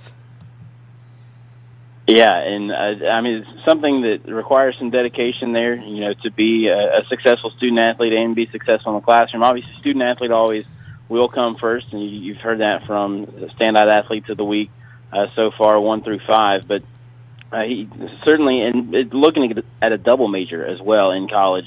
And so you talk about a kid who likes to, challenge himself in that respect. And certainly if he's able to play college basketball, which he certainly has the talents to do so, it's going to be another challenge for him to be successful in the classroom as well. And Luke now has more with our standout athlete of the week, Isaiah Morgan of Ravenswood High School. Effective leaders must be open to being led. When one player is able to take individual instruction and simultaneously send a reinforcing message to the remaining members of the team, the whole unit reaps the benefits. Isaiah Morgan has the utmost respect for Coach Mick Price and his staff at Ravenswood High School. His willingness to accept coaching, along with his ability to lead, is why Morgan is this week's Basketball Friday Night in West Virginia Standout Athlete of the Week. Ravenswood High School boys basketball has a rich tradition of success in Class AA, topped off by 2 state championships. This success has continued even after the program was reclassified to Class 1A this past season. We don't just have a team here, we have a program that continues to win. And over the years, if you can't respect someone like that, I don't know who you can respect, really. High-level success requires focus and complete trust between student-athlete and coach. Ravenswood boys head coach Mick Price says those intangibles are effortless with Morgan.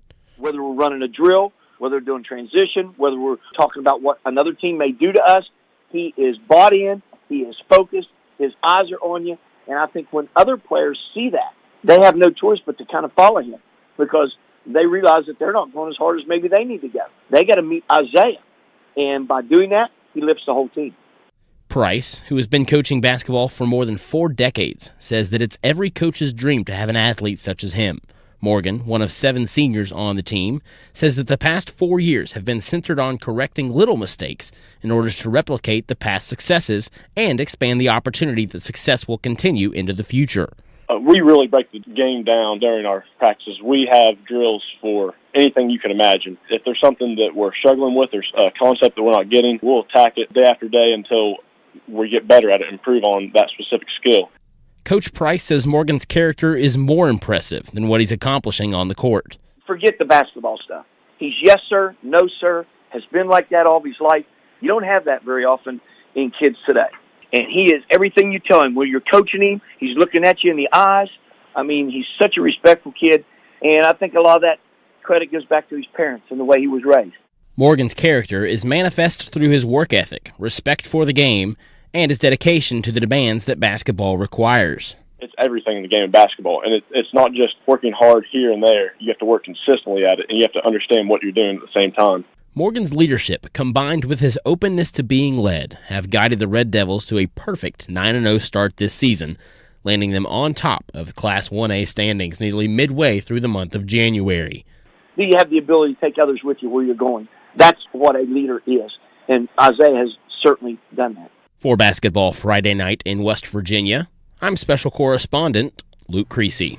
Thank you very much, Luke, and we appreciate Luke doing that for us while in the midst of getting ready to travel out this week, and we certainly appreciate that from him tonight. Ravenswood really good, too, by the way. Very good. Very good. We'll talk with Isaiah about that later on in the program.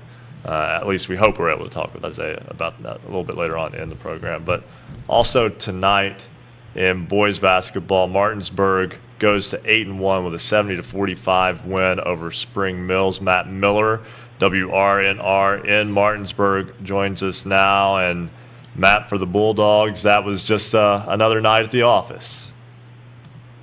So to speak, yeah, it certainly wasn't a thing of beauty. This game featured 30 foul shots in the first half between the two teams combined, and the two teams combined also for 42 turnovers. It was a hectic pace to the game, but Martinsburg used a 15-2 run in the opening quarter to open up the lead in that first period, and then things just kind of hit the brakes, a real slow scoring second quarter, a little bit of a slow start in the scoring to that third quarter as well, but in the end, Martinsburg gets the 25-point victory. And the Bulldogs had beaten Jefferson earlier this week by 45 points, so Martinsburg right now playing very well and even since we last spoke last Saturday, it was the game that was being really was getting a lot of attention in the Eastern Panhandle, as it always does, and rightfully so. Martinsburg ended up beating Hedgesville 69-56 in that one. So the Bulldogs are playing well right now and have a couple of out-of-state games coming up, one tomorrow with Loudoun Valley, Virginia, and then on Tuesday with South Hagerstown, Maryland. Yeah, the Loudoun Valley game has probably been circled since the opener. That is the team that last year won the 4A championship in Virginia and already had a couple of games under their belt when they came to the Martinsburg Fieldhouse for the Bulldogs season opener. Martinsburg played well at times in the game, but ultimately lost 70-63. Since that time have now reeled off the 8 straight wins. So I know the Bulldogs are looking forward to this rematch with Loudoun Valley. And also, Matt, as we look forward for Martinsburg, we can, because we're not players or coaches. 1 week from tonight, Musselman and Martinsburg will tangle again, and Musselman got a big win tonight over Hedgesville. Yeah. A really big win, especially just reading some different tweets and things about the way that game played out. They've been in some really tight ball games. We talked with Derek Basile yesterday on one of our local programs, and he commented about the resiliency that his team has shown, even in a 3-point loss earlier in the year, but also in some very tight victories, some come-from-behind victories on the road at Hurricane, a win earlier this week on the road at Loudoun County, and for them to have that resiliency tonight against Hedgesville certainly is going to have their confidence up as Musselman and Martinsburg tangle at Musselman next week. Matt Miller, WRNR Radio in Martinsburg, thanks so much for joining us tonight. Glad to do it. All right, and moving right back to the phone lines, we go to Chris George of Metro News. He covers quite a few games in the north central part of the state tonight. The Bridgeport and North Marion boys game, and if you looked at records on paper, you would think Bridgeport would be the favorite in that one, but Chris, tonight North Marion made a statement. Yeah, they did, guys. North Marion's one of those teams. Everyone knows about Jude Akabizi, the Nigerian young man who's moved into the area and verbally committed to UAB. He's only a junior, 6'9", 285, strong force, but it was 7 threes in the first half by the Huskies guards, and they jumped out to a 40-13 lead. And then Bridgeport came back in the second half, outscored them 33-24. At one point, had the game down to 9, and there was a personal foul and a technical foul with 2:25 to go. And North Marion scored 5 points in that possession and went on to win the game by 18. And coming in, North Marion had lost 3 out of 4. Bridgeport was undefeated, but the last 2 games have been very, very sloppy. And they just haven't executed and haven't played as well as Coach Roby would want them to play, and it kind of caught up with them tonight. North Marion, very good effort from that team, and Jude Akabizi ended up with 26 points, and I know he had double figures in rebounds, but he was just a force in the paint for the Huskies. A great ball game for the Huskies, not so much if you're an Indians fan, but still time to kind of gather yourselves back up here before things move on. So I know you cover quite a few games and quite a few teams in north central West Virginia. What's your week schedule looking like right now? Well, coming up this week on Tuesday, you have the Tucker County Lady Mount Lions, who, of course, undefeated in Class Single A. I know you had talked to Sydney Nestor last week. She's on pace to become the school's all-time leading scorer. It's a very good Tucker County girls team this year. It's a team that's got a chance to get to Charleston and do some damage. It's been a good group of seniors. 4 seniors has led the way, and I got them on Tuesday against Pendleton County. On Wednesday, I'm back at Bridgeport with Lewis County boys. Thursday, I got Tigard Valley girls. They're struggling a little bit this year. I cover Tigard Valley boys and girls. I have the girls on Thursday, and I have Tucker County back on Friday and Saturday next week. So it's going to be a good jam-packed week of basketball. Hopefully the snow cooperates, the weather cooperates, and Tucker County boys starting to come around too, guys. They big win over Preston last night or 2 nights ago by 8 points. It's a Tucker team, a boys team. It's inexperienced. You know, some guys playing some new roles. And a chance to get their feet under them a little bit here. I think they'll make a run. 2 very well coached teams. I don't even want to know how many miles you have on your car. Well, let's put it this way. I got a new car in August. Right now, I've got 6,300 miles on already. Between that between that and the Legion baseball job in the summer, so it's always traveling. There you go. Hey, Chris, thanks so much for joining us. Hey, talk to you guys same time next week. Sounds like a plan. That's Chris George of Metro News. And, of course, we always appreciate our correspondents for Metro News and joining us on the program because we're not competitors. We love basketball. We're just here to celebrate the game and spread the word. So we certainly appreciate him taking time to talk with us. And, of course, you may have to talk to him next week about one of those games he's going to watch. Hopefully get to see him in person. We'll be traveling up to Tigers Valley. That's actually it'll be 2 weeks from tomorrow, but on the 27th. So maybe if it's on that schedule for him the next week, he can add a few more miles to that new vehicle. There you go. We'll have to step aside right now and take a break. When we come back, we'll get you another scoreboard update. We're also expecting to hear from Dave Morrison, and we'll also have Craig Dutton, WRRR Radio St. Mary's, talking about the Blue Devils and the Tyler Consolidated Silver Knights. And our resident referee, Bo Anderson. All of that when Basketball Friday Night in West Virginia continues halfway home on the Fast Break Sports Network. Basketball Friday Night in West Virginia will return in 2 minutes on the Fast Break Sports Network.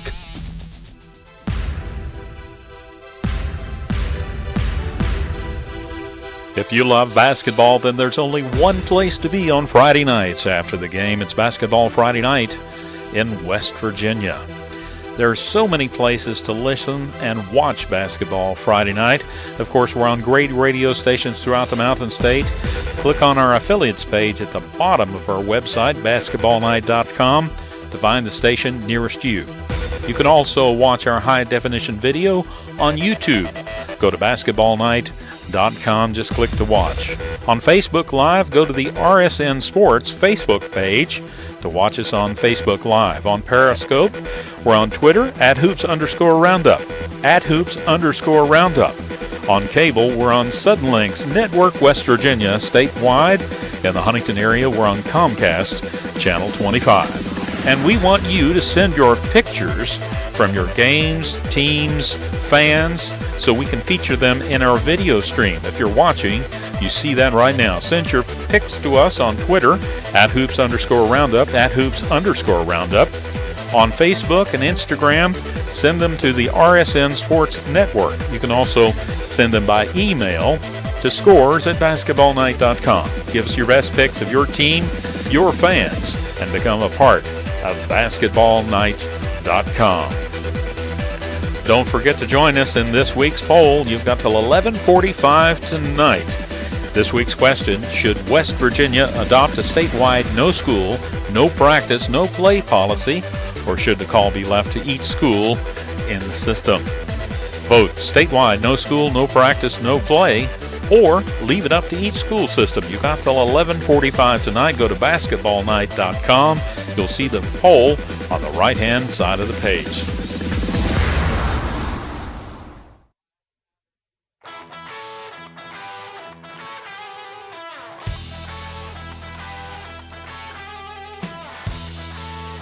Celebrating high school basketball around the Mountain State. You're listening to Basketball Friday Night in West Virginia on the Fast Break Sports Network. Now, back to your hosts, Bill Cornwell, Coach Ric Morrone, and Ryan Epling. 10:32 on this Basketball Friday Night in West Virginia. We'll get to Dave Morrison literally in moments. The life of a journalist is never ending, especially about 10:30, because there's that big deadline and everybody else at the paper's waiting on you. Or, in many other aspects of nowadays, waiting on your social media account, because if you don't get your information out before they go to bed, well, you're just not all that important at the time. So you've lost your relevance. Right. Yes. It's always important to stay relevant. And we certainly hope that you find us relevant here on Basketball Friday Night. That was almost begging, wasn't it? But yeah, very much so. You're on Basketball Friday Night in West Virginia. Yes. Well, you do what you got to do. But we're so glad to have you, however you may be tuning us in, which includes Network West Virginia.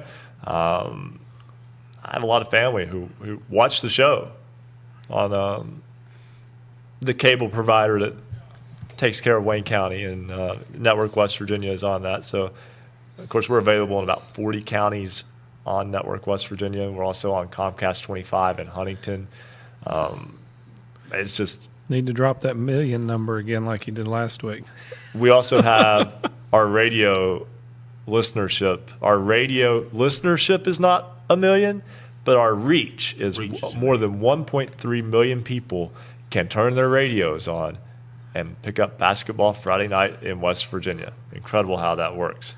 Also incredible how he works is Dave Morrison. He's one of our favorites on the program. He covered the Oak Hill win tonight over West Side. And Dave, I know you've got a busy night ahead, but for Oak Hill beating West Side tonight, if there were any questions left about just how good this Red Devil team is this season, I believe tonight may have answered many of those.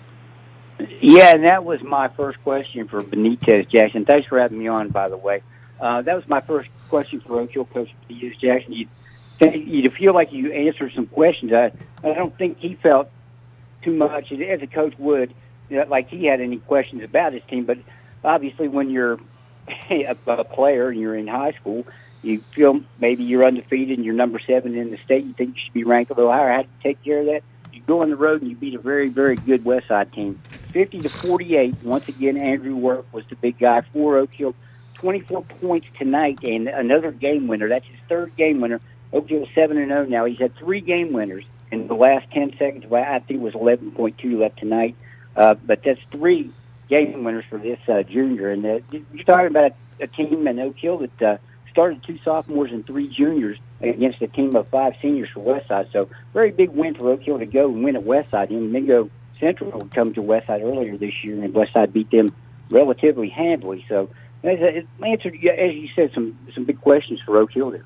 And Oak Hill plays Liberty Raleigh coming up this week, as well as Independence. And 1 week from tonight, they'll play host to Charleston Catholic. Of course, that's all weather permitting. But, Dave, I know in your area, a lot of games got played. That means a lot of work still for you tonight. We'll give you an open mic here for just any quick thoughts that you have on what you've run across maybe throughout the course of the night or the week. Well, I know that Wyoming East coming off a big win over Logan earlier this week. A couple nights ago, they beat Logan down in New Richmond. And tonight they beat Shady Spring, another big region win for Wyoming East. They're starting to pile up the wins. Interestingly enough, Logan had beaten Westside. That was at home, and Logan comes down to Wyoming East, a team Westside had beaten by double figures just 4 nights earlier, and they win. And now another impressive win for Wyoming East. Really, I think Region 3 a lot tougher than some people thought it might be. They've gone on the road and had some big wins against other regions. Of course, nobody's beaten Fairmont. Very good team there, and bad situation earlier. We had games canceled. One of those was Chapmanville, number 2, hosting number 3 Westside. For the time being, that game was canceled. They'll play that a little later this month. So it's shaping up as a very interesting season. Bluefield, a winner tonight, but they went on the road and beat Single A, number 8 Mount View on the road by 13. So I think Region 3 shaping up on one side, Section 2, Bluefield and Shady Spring, probably your top teams there. Any one of 2 of 3, Westside, Oak Hill, or Wyoming East, and Section 1. So it's shaping up to be a very, very interesting second half of the season when most of the better games will be played. Before we cut you loose, final question, because you mentioned something and it struck a bell there. We don't have the Bluefield Mount View final. You do. What was the final score of that game? 61-48, and if I'm wrong about that, I'll send you guys a note on Twitter. But I think I checked it out before I came in. That's when I'm rolling down the road, and I think it was 61-48.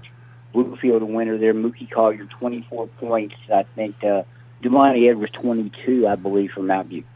Nice win tonight for Bluefield as well. Dave Morrison, thanks so much.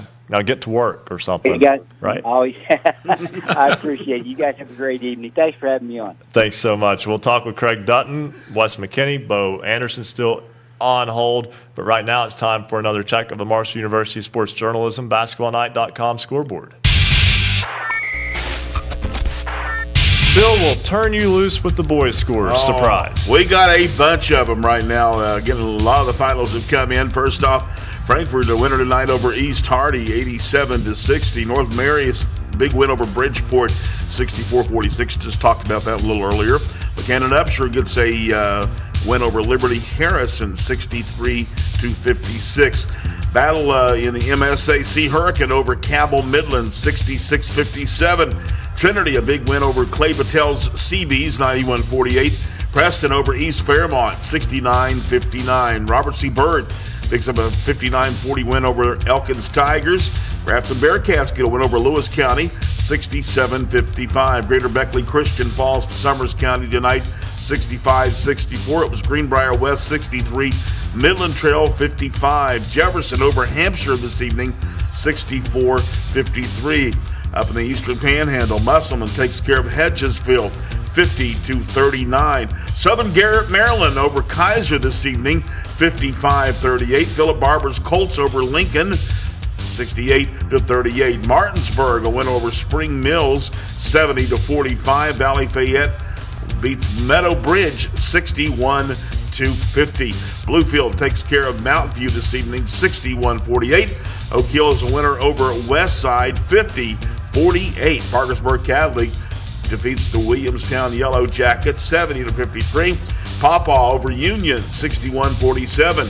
Princeton Tigers over Pikeview, 77-44. Wyoming East beats Shady Spring this evening, 73-70.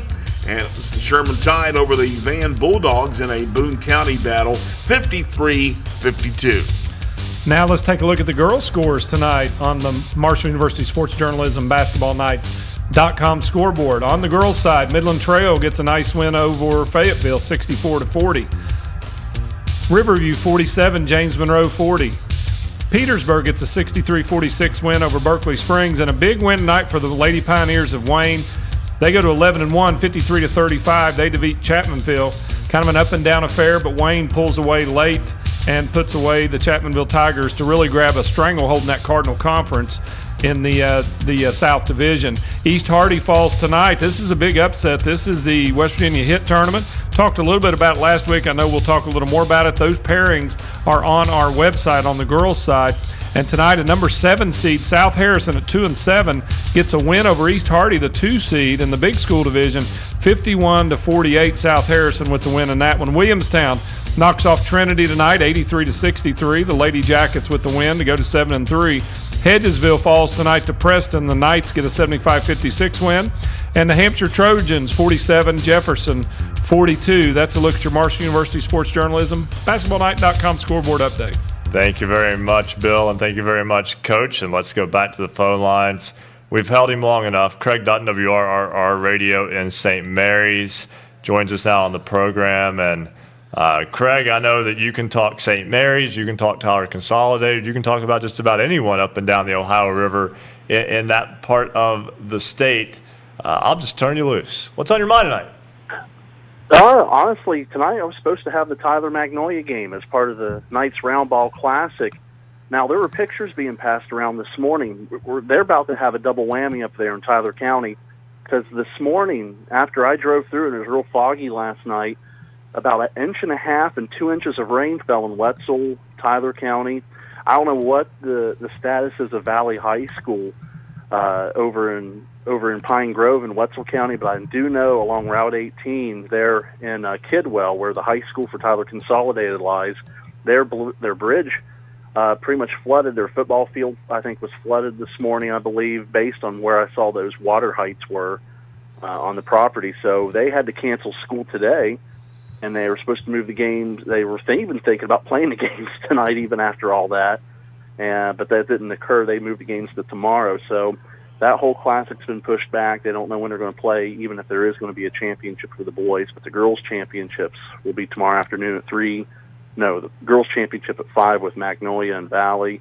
And then Tyler Magnolia is supposed to play tomorrow, pending this weather. So, yeah, let me tell you something real fast. I'm taking a look at the Doppler radar right now. And not good, I'm sure. The state of West Virginia is a multitude of colors. That's not good. Yeah, it's been that way for a long time, I'd say. And my fiance works in Columbus, Ohio, and she's getting nailed right now. They're starting to have level 3 warnings. You don't even know what level 3, because if you're on the highway, you get caught by the police, you're going to be taken away at that point. So it's been pretty bad. But I did get to see Tyler Magnolia play last night, and the Lady Eagles swept the Silver Knights for the season. So right now, I feel it's pretty well settled in my mind. Magnolia is probably your toughest team in Section 2 right now. They're going a long ways with Kendra Pilot and Madeline Winters in the post, and it means a lot when you have your head coach is Meredith Pilot, the mother of Kendra, and then your assistant coach is Mark Winters, the older brother of Madeline Winters. So you have them coaching them up, and I feel that's going to be enough to get them through the sectional. St. Mary's boys last night, even though I didn't get to see the game, Cameron Miller got to come back. That was a big get for St. Mary's, and that win over Ritchie County. That may have just been enough to push St. Mary's to be a little bit more competitive this season. He brings a lot more offense to the game for the Blue Devils, and I feel that's a big game changer now, because I thought that sectional, the way it was going for St. Mary's, they were probably going to be, I felt, number 4 going in, but they could easily be knocking on the door on the heels of Magnolia and Tyler, which I feel are your next 2 best teams in region in the Section 2 right now, Region 1. And before we let you go, I just want to mention real quick, Mark Winters. Everyone on that girls team looks up to him. He's 6'6", so yeah. There you go. Look up to him. I think most people do. And Craig, always a pleasure. Sounds great. Thank you, guys. Be safe tonight traveling. All right, greatly appreciate that. That's Craig Dutton, WRRR, in St. Mary's, 93R Light Rock. They totally missed an opportunity there with the roar. But anyway, we're going to step aside, take a break. When we come back, we'll talk about our standout athlete of the week. We'll also talk West McKinney, WAEY in Princeton. The Tigers took on Pikeview tonight. We'll also have Mark Witt, Jeff Simpkins of the Hatfield-McCoy Shootout. And poor Bo just keeps getting pushed right on back. He called earlier than normal, and it's just maybe about 11:15, maybe. This is Basketball Friday Night in West Virginia. It's 10:46 on the Fast Break Sports Network. Basketball Friday Night in West Virginia will return in 2 minutes on the Fast Break Sports Network.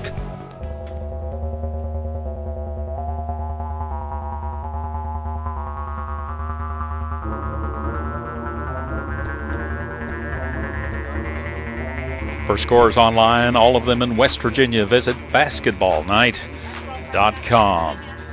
Jaden Lindsay, East Fairmont Bees, Jacob Clark, Riverside Warriors, Cole Honecker, Shady Springs Tigers, Sidney Nestor, Tucker County Mountain Lions, and Isaiah Morgan, Ravenswood Red Devils. What they all have in common is they were selected by Basketball Friday Night in West Virginia as the standout athlete of the week. Have someone remarkable on your team?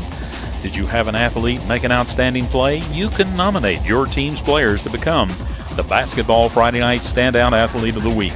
Each week, we consider nominees based on leadership, performance on the court, academic performance, involvement in the community, and volunteer work.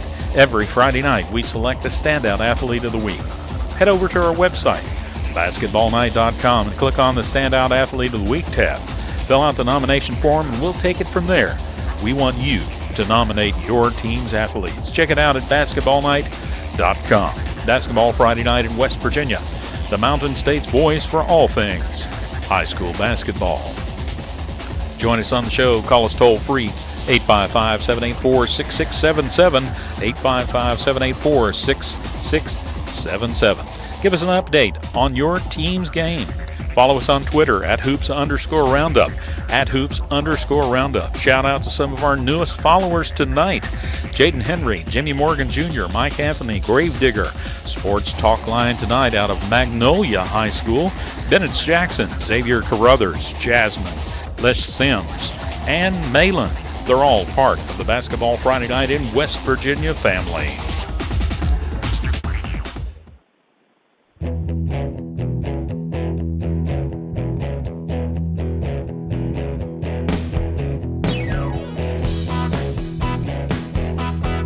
Stay up to date on your favorite teams. Check out basketballnight.com. Now, back to Basketball Friday Night in West Virginia with Bill Cornwell, Coach Ric Morrone, and Ryan Epling. 10:48.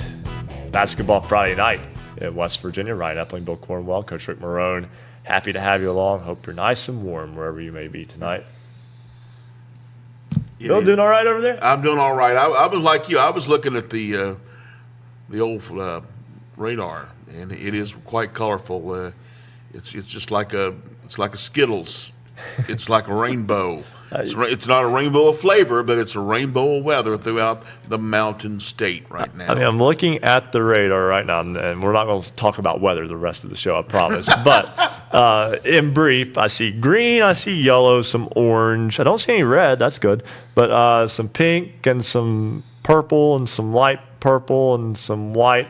It looks like there's some blue mixed in there too, and that's just all in one state at one time. That's what we're doing with right now throughout the state of West Virginia. Let's go back to the phone lines here. We're going to give him just a second to get him into the queue, as we will have our Standout Athlete of the Week in just a moment. We'll also have West McKinney, WAEY in Princeton.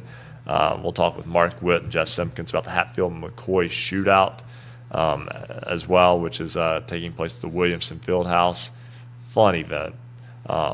In a historic basketball venue in this state. And it seems like anything that has the name Fieldhouse, we'll talk about this with Mark in a moment, but anything that has the word Fieldhouse or Armory attached to it has history to it. Yep. And they just seem to have their own identities. Let's go to the phones now. Our Standout Athlete of the Week is a senior at Ravenswood High School. He's top 10 in scoring all time for the Red Devils, who are currently undefeated. He averages 25 points per game and just a shade under 10 rebounds per contest. He's a 94% free throw shooter, but perhaps most impressively, he's never made below an A in school, and he carries a 4.3 GPA. He is Isaiah Morgan. He joins us now on Basketball Friday Night in West Virginia. Isaiah, first off, congratulations on being our Standout Athlete of the Week this week. Thanks, sir. All right, Ravenswood a year ago was the state runner-up. What has changed for your program and your team now that you're in a leadership role with that group between a year ago and this year? Well, obviously, we had two major losses from last year to this year, and Riley Hetherington, who obviously is playing at UC, doing very well there. And then another major loss in our point guard, Hayden Mandrake, who's an amazing vocal leader for us. But with our 7 seniors, obviously we're an experienced group, and we play well together. We just have to all step up together and try to fill the void that those two left for us. Well, you are in the top 10 scoring all time at Ravenswood. That's a school that has had a lot of success on the basketball floor and averaging 25 points per game for the unbeaten Red Devils this year, and a lot of big games coming up for your club also. Absolutely. Tomorrow, weather permitting, we'll have our second go-round with Notre Dame at home, and we try to schedule a bunch of tough games. Later in the year, we'll be playing Tug down at Logan. We'll be playing St. Joe at the Shootout in the Big House games. But we're prepared. We want that challenge. We don't want to be playing easy teams every week, and I think we're ready for it. Isaiah, talk about the experience of playing for no doubt one of the most well-known, one of the biggest winners in the state, and that's Coach Mick Price. It's got to be a great experience for you.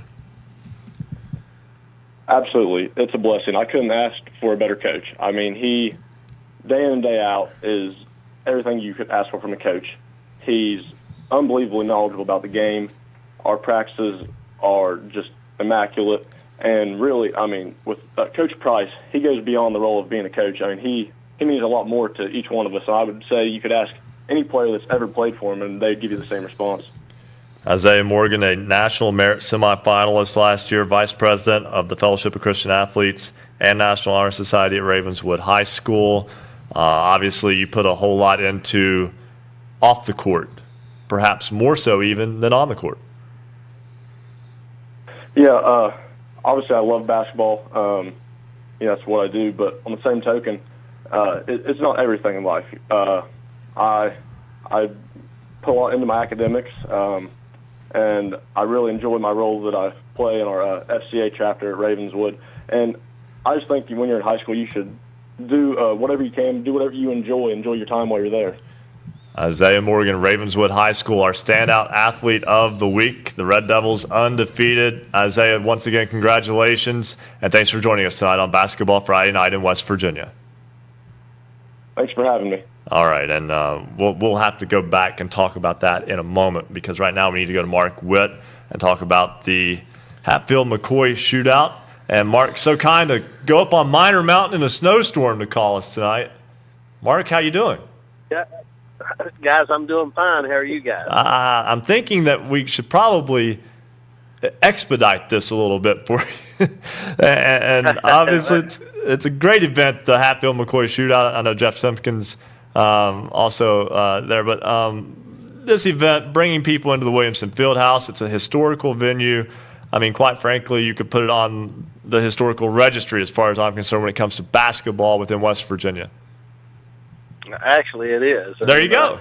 First of all, I just want to say thank you guys for continuing a tremendous service to our citizens across the state of West Virginia and providing this show. I know there's been some hiccups along the way, and I won't get into that, but we as officials and coaches and fans, we really enjoy listening to you guys, and Coach Morrone, and you guys do a wonderful job, and you got a tremendous staff there with Fred and his mother, and you start naming names, you hurt feelings, so I won't get into that. But I just want to say thank you guys for getting us out all across the state of West Virginia for Basketball Friday night. Fred and I do a wonderful job at football. Enjoy listening to it when we leave our games, but the service that you guys provide to our citizens here, not only in West Virginia, but Kentucky and Virginia and Ohio also. We're blessed to have you guys. Just want to let you know that. Oh, we greatly appreciate that, Mark. We got a minute and a half here before our hard break, but looking at the Hatfield-McCoy shootout, I mean, you're giving teams such as Man, Tulsa, South Charleston, Spring Valley, West Side, Logan, Tug Valley, Scott, Mingo Central, all get a chance to play in that venue coming up next week. And just a lot of fun for those schools to get to play in a place that holds so much history. It does. It's just a great venue to play in. All the fans are upstairs, and probably got more Division I players coming in this year than we've ever had, from the kids at South Charleston, kids at Mingo Central, the kids at Tug Valley.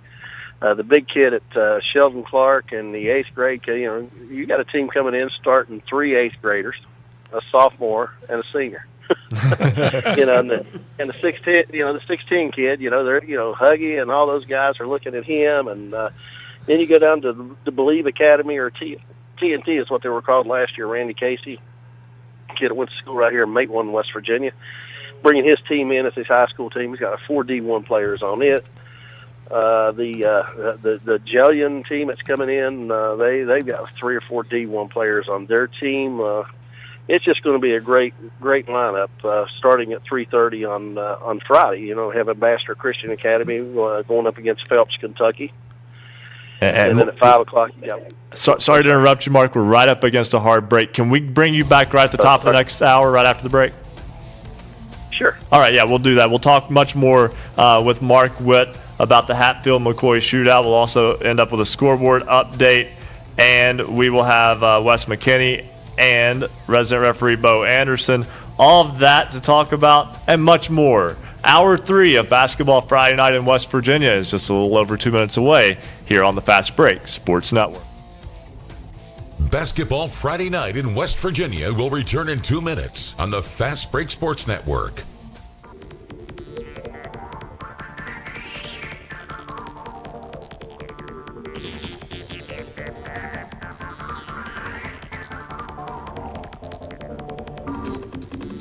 Every Friday night from 9 to midnight, we're the home for high school basketball in the Mountain State.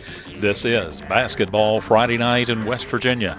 Special thanks to all of our affiliates. You can listen on great radio stations throughout the Mountain State, including 103.7 Jack FM, WQWV in Fisher, the Valley's Watchdog, 1600 AM WKKX in Wheeling, 1370 AM WVLY Moundsville, Jackson County's home for Southern Gospel, Singing News Radio 92.5 FM, WTHM LP Ravenswood, Ripley, Knights Radio 91.5 FM, WRSG in Middleburn, Talk Radio WRNR, Martinsburg, 740 AM, 106.5 FM, Classic Hits 106.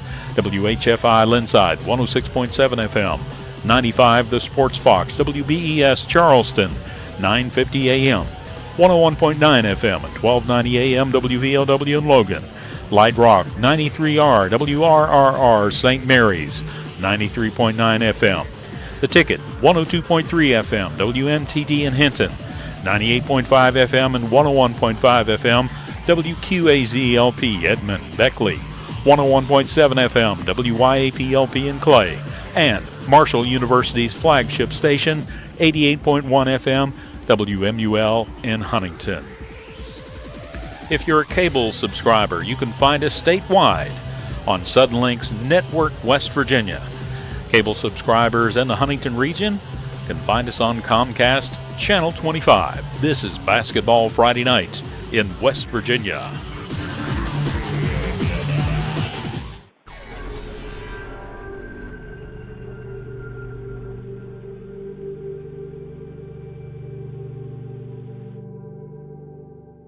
Welcome back to Basketball Friday Night in West Virginia.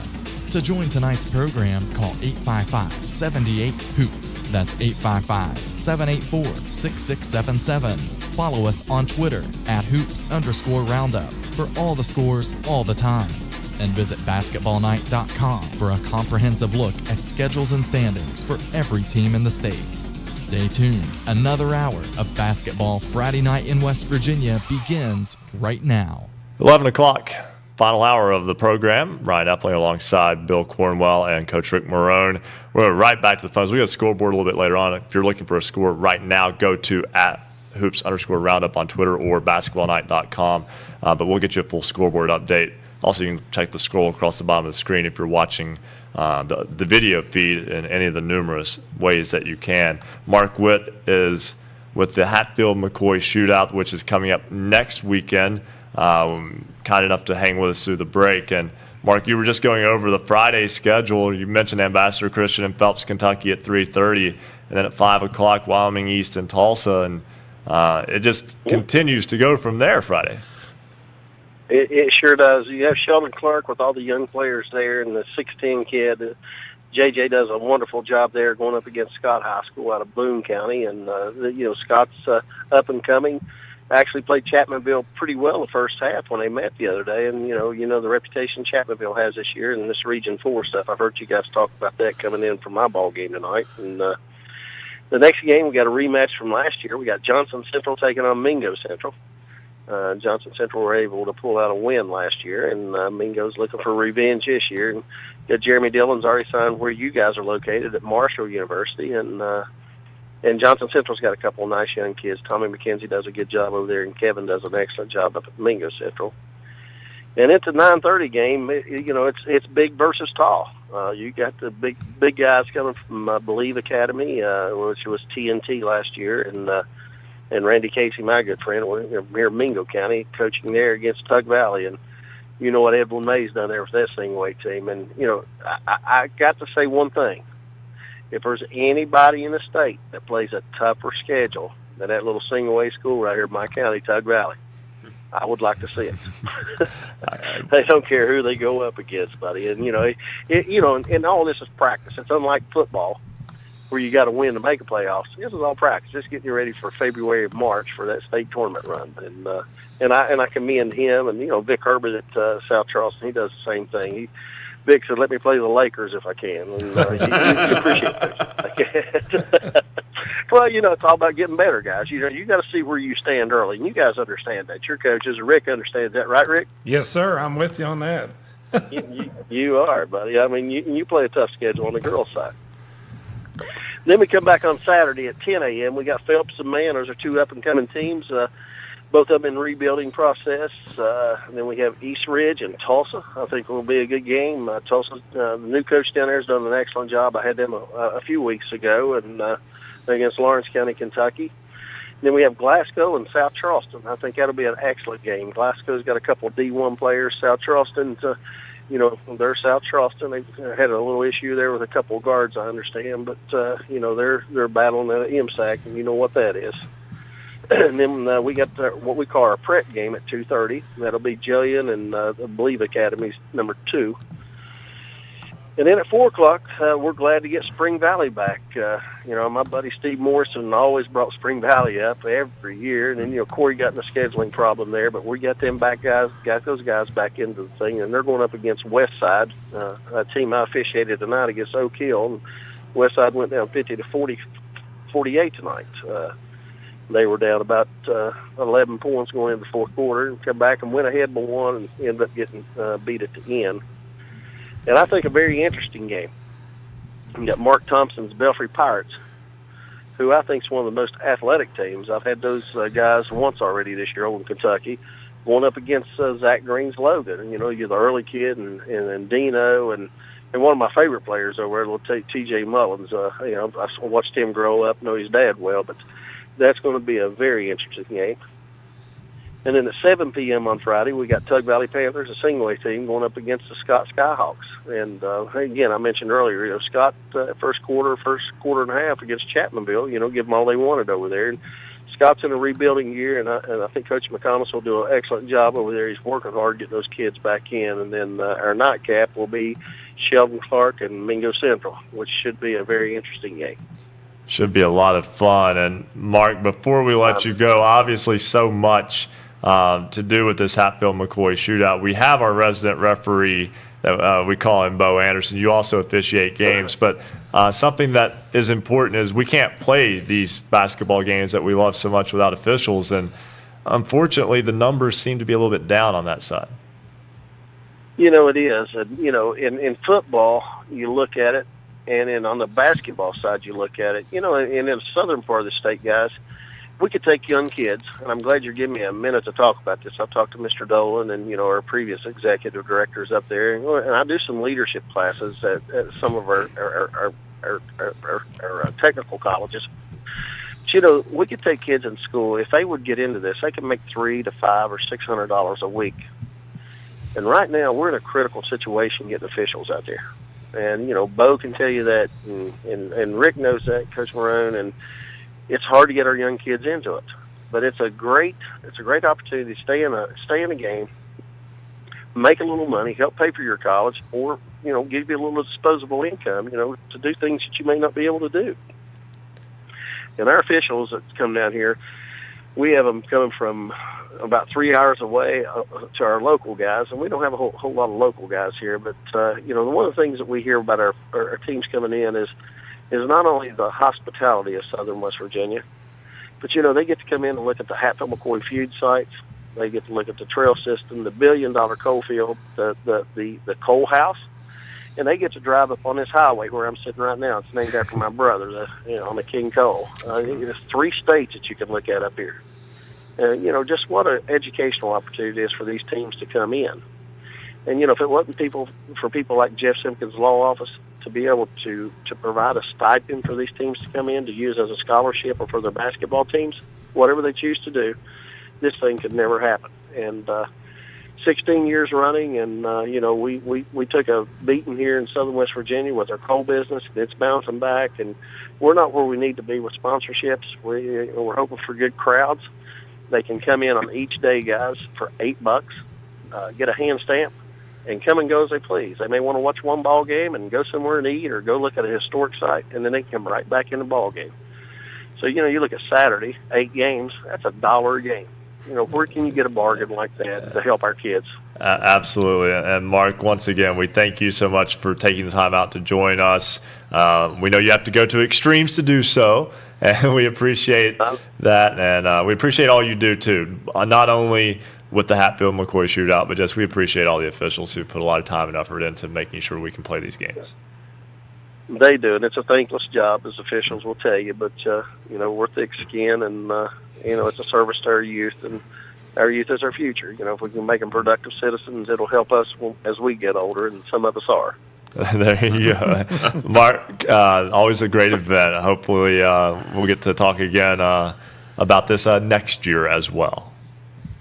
Excellent. I hope to see you guys up there. And, again, come out to the Jeff Simpkins Law Office, Hatfield-McCoy Shootout. It's the 16th annual at the historic Williamson Fieldhouse in Williamson, West Virginia on Friday and Saturday. All right. There you go. It's Mark Wood, an organizer for the Hatfield-McCoy Shootout, and someone who I've known kind of from a distance, I've watched him officiate games for the span of my lifetime, both football and basketball. Same here. Just someone that, you learn to appreciate those guys that you see that keep coming back year after year. One of my favorites because he's a thorough guy in both sports. And tell you one thing, he's very good to work with you, especially even in the media, because I used to do a little work with sidelines, and he would always wait for my signal when a commercial was over.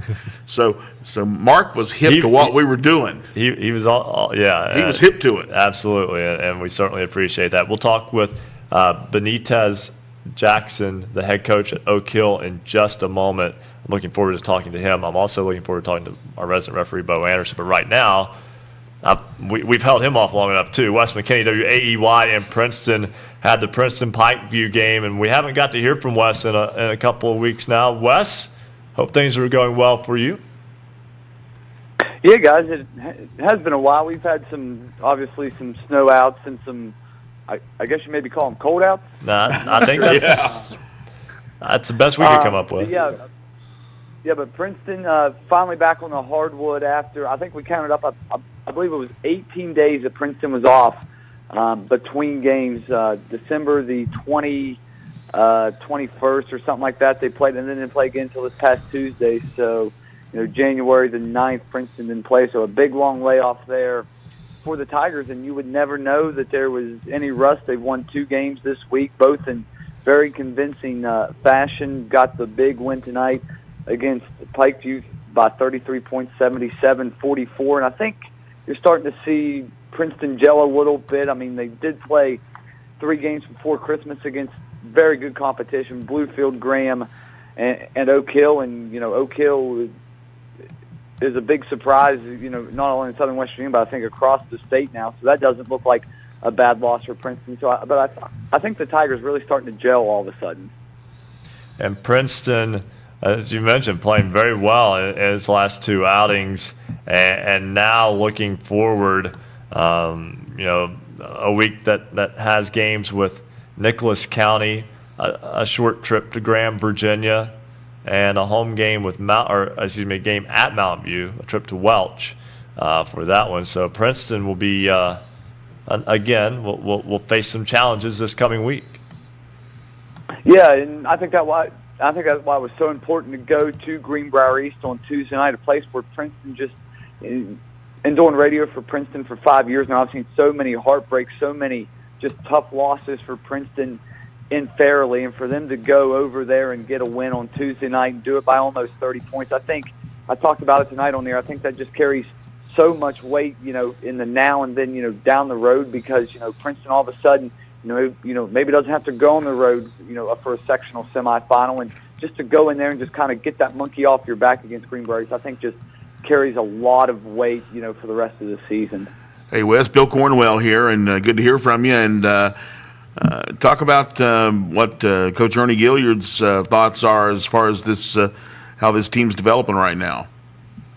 Well, Bill, Ernie thought, that it was going to be the junior backcourt of Cade Fix and Drew Hopkins was going to lead, and those guys have. I mean, they're 2 of the 3, the players in double figures right now. But now you're starting to see the role guys really come on. Kyron Kennedy almost had a double-double tonight. Tanner Lockhart, a senior who has slowly developed under Coach Gilliard, and he has a knack for just developing talent throughout a career. You're starting to see Tanner Lockhart come on. Like, just a lot of the complementary guys are starting to play better, and I think that's been the difference for Princeton because, Cade Fix is going to go get 15 tonight. Drew Hopkins is going to go get, 12 points and 5 or 6 rebounds for you tonight. But see these other guys, the complementary guys, I think that's going to help build Princeton out here because, like Ryan mentioned, it's a tough week next week, and then Princeton has 2 games before the Big Atlantic, and I think these 5 games here before the Big Atlantic are going to tell me everything I need to know about Princeton, as we make through January and then eventually into February. Wes, always a pleasure. Thank you, guys. Take care and be safe. Hey, thank you, and you as well. That's Wes McKinney, WAEY in Princeton. Let's step aside, take a break right now. We'll come back. We'll talk with Benitez Jackson, the head coach of the Oak Hill Red Devils' undefeated boys basketball team. We'll also probably talk with our resident referee, Bo Anderson, when basketball Friday night in West Virginia continues on the Fast Break Sports Network. Basketball Friday Night in West Virginia will return in 2 minutes on the Fast Break Sports Network.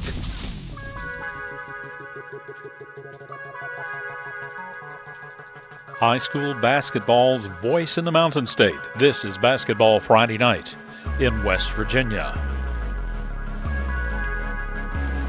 The Marshall University Sports Journalism degree is designed for you to find a job to put your knowledge and training to work after graduation. The program allows for students to concentrate in one of 3 exciting areas: print, public relations, or broadcasting. Our curriculum features skill-based courses and prioritizes hands-on, real-life experiences that not only expose the students' work to the public, but also to the sports journalism professionals who are often willing to provide crucial feedback and career-launching advice. Marshall has 15 varsity teams that afford sports journalism majors the opportunities to cover them in any media format, including text, online, photo, radio, or video. Hands-on experiences come through Marshall's student-powered media, the Parthenon, WMUL Radio, and Herd TV, as well as communications campaigns, off-campus internships, and an expansive alumni network in all areas of expertise. The Marshall University School of Journalism is ready and eager to help you start your sports media career. Learn more about the exciting possibilities by visiting marshall.edu/SOJMC.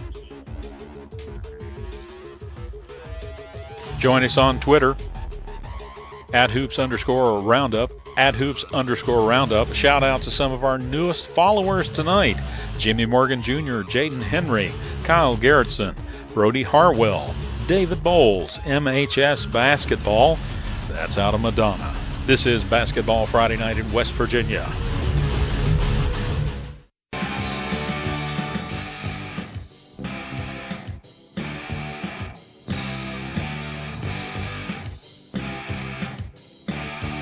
This is high school basketball's home for the Mountain State. Basketball Friday Night in West Virginia on the Fast Break Sports Network. Now, back to your hosts, Bill Cornwell, Coach Ric Morrone, and Ryan Epling. 11-16 on this Basketball Friday Night in West Virginia. If you guys only knew what was on the other side of the camera, the food that's being laid out for our post-show spread here. It's like a summer picnic. It's amazing, and I don't know. I'm distracted now. I got to finish this show up. Let's go. Let's go back to the phones. Benitez Jackson is the head coach of the Oak Hill Red Devils. That basketball team undefeated, 7-0, and picked up a very nice win at Westside tonight in a tough environment. Coach Jackson, first off, welcome to Basketball Friday Night in West Virginia. Oh, thanks, guys. Thanks for having me. Tell us a little about that game tonight. I understand that your team got out to a lead, fell behind, but able to pull that game out in the end. Yeah, we did. I thought we played really well in the first half. I thought we defended well, and we was out to about a 9-point lead at half. We even left some points out there in the first half where we missed some layups and turned the ball over a few times on the fast break, where I thought we could get good looks, but. I was really happy with, how we defended. Like you say, it's tough to win down there at Westside, and they're a really good team. I think they were ranked number 3 in the state. It was a great crowd down there. But I thought our guys showed a lot of resiliency at the end of the game when we were down 1 or 2 points and just didn't want to lose the game. Your ball club is undefeated, and many times an undefeated team will be kind of just rolling through teams. That's not necessarily been the case. You guys are winning close games. You've got 3 wins by 2 points apiece. That's impressive. Yeah, I mean, it's impressive, and also it gives me high blood pressure as well. But because I think a lot of those games that I thought we could play better, and when we turned the ball over a lot of times in those games and put us in those positions. In one of the games against Cabell Midland, I thought we had a chance to spread the lead to 10 or 11, 12 points, and turned the ball over 2 or 3 straight times. We played Robert C. Byrd up there. We turned the ball over. We were up 11 or so and had turned the ball over a few too many times to let them back in the game. So we didn't do that today. It was a close game throughout. But so, I was happy that we won this one, but I think in the other ones, we didn't turn the ball over today like we did in those other games, which allowed us to win the game today. What's it mean to you to get to coach at your alma mater? I believe this is your third season now. Yeah, it means a lot to me. This is where, if I was going to coach, I coached here as assistant coach for 12 years under Coach Ferry, and played here and take a lot of pride in the program. And I didn't coach for 3 years, and I've always said to myself I was going to get back into coaching. I didn't want to coach anywhere else but Oak Hill. So I take a lot of pride in being here. I take a lot of pride in our community. When we're rolling, this community supports us. We got a lot of community support here. Great people in the community. So, being here, I don't want to be anywhere else. So I love what Oak Hill represents and the history and tradition that we have here. I have to ask, and I apologize if I come out left field with this, but I'm sure you've answered this before. The last name Jackson in a basketball family in Oak Hill, West Virginia, and for people who are around Huntington, associate Cornelius Jackson. Yes, that's my brother. There you go. That's what I thought so, but I wasn't sure. Yeah, that's my brother. Yeah, actually, I was down there Saturday for the Western Kentucky game. But, yep, that's my brother. And obviously, he's made his own path. You have made your path as well. I remember Monty Wright also came out of Oak Hill and played for Marshall back around the turn of the, well, I can't believe I'm going to say this, around the turn of the century now. But right. But you guys, and then they obviously had a lot of success under Coach Ferry for a long time, but also earlier in this decade. But you guys have really been able to kind of spread out a little bit. Your brother was a coach at Cleveland State, and now an assistant at Marshall, and obviously able to kind of put Oak Hill on the map for basketball. Well, definitely. He was State Player of the Year in '96 here. Before that, we had like Tracy Shelton, played at West Virginia, and PG Green. They were all State Player of the Years here at Oak Hill. But yeah, my brother's the most recent one, Player of the Years here, and he's done we're really proud of him and what he's been able to accomplish. I know he loves it at Marshall. When I talked to him, I don't think he could be happier being there. I think they're playing really well right now. Unfortunately, when I was there Saturday, they didn't play so good. But, no, they didn't. I know they won. They won yesterday, and I think they got a good chance to win. Is it tomorrow against Old Dominion? So that's correct. I follow them closely, and I talk to him on a regular basis. So really, really proud of what he's been able to accomplish so far. I don't mean to make this about your brother because of the success that you are having. Your team is 7-0 and undefeated, has games at home against Liberty Raleigh, a game at Independence next week, and also a game next Friday night at home against Charleston Catholic, at least on the schedule at this point, hopefully weather permitting. But right. I know that you won't necessarily know the ins and outs of this, but Marshall, for long stretches of yesterday's game against Charlotte, played 5 kids from West Virginia on the floor at the same time. And that's not something that happens at the Division I level very often. I know that you have a little bit of a bias with your brother, but the job that Coach D'Antoni's done of making West Virginia talent available. Bob Huggins has done it as well with Chase Harler. Brandon Napper is redshirting right now. Both are West Virginia natives. You go back to the days of John Beilein and Kevin Pittsnoggle, et cetera, et cetera. Both schools have had success, but both schools are actively recruiting West Virginia and Division I athletes now. You're getting opportunities to play Division I basketball out of anywhere in West Virginia. Right. I think that means a lot, and I think it just shows you. I think West Virginia's always had good basketball here, and some Division I talent. I think sometimes it just gets overlooked, maybe because of the area you're in, or maybe the competition you play. But I think we've always had good players here, and I think that Coach D'Antoni's really made an effort to go out and recruit those guys hard, and develop them, and it's working right now. Benitez Jackson, head coach of the undefeated Oak Hill boys basketball team. Thanks so much for joining us. I know we haven't had a chance to talk here on Basketball Friday Night in West Virginia, and I think that's going to change as we go on throughout the year. I look forward to talking with you again later on in the season. All right, no problem, guys. Appreciate you having me. Hey, thank you so much again, Benitez Jackson, head coach of Oak Hill. And before we bring on a resident referee, just a quick second here. We need to actually go back and just talk a little bit about our standout athlete of the week, Isaiah Morgan. We're talking about a kid averages 25 points per game, 10 rebounds per game, is a national merit semifinalist, is never made it below an A in a class, and was a state runner-up a year ago. That's not failure. This kid's been successful in anything he's been around.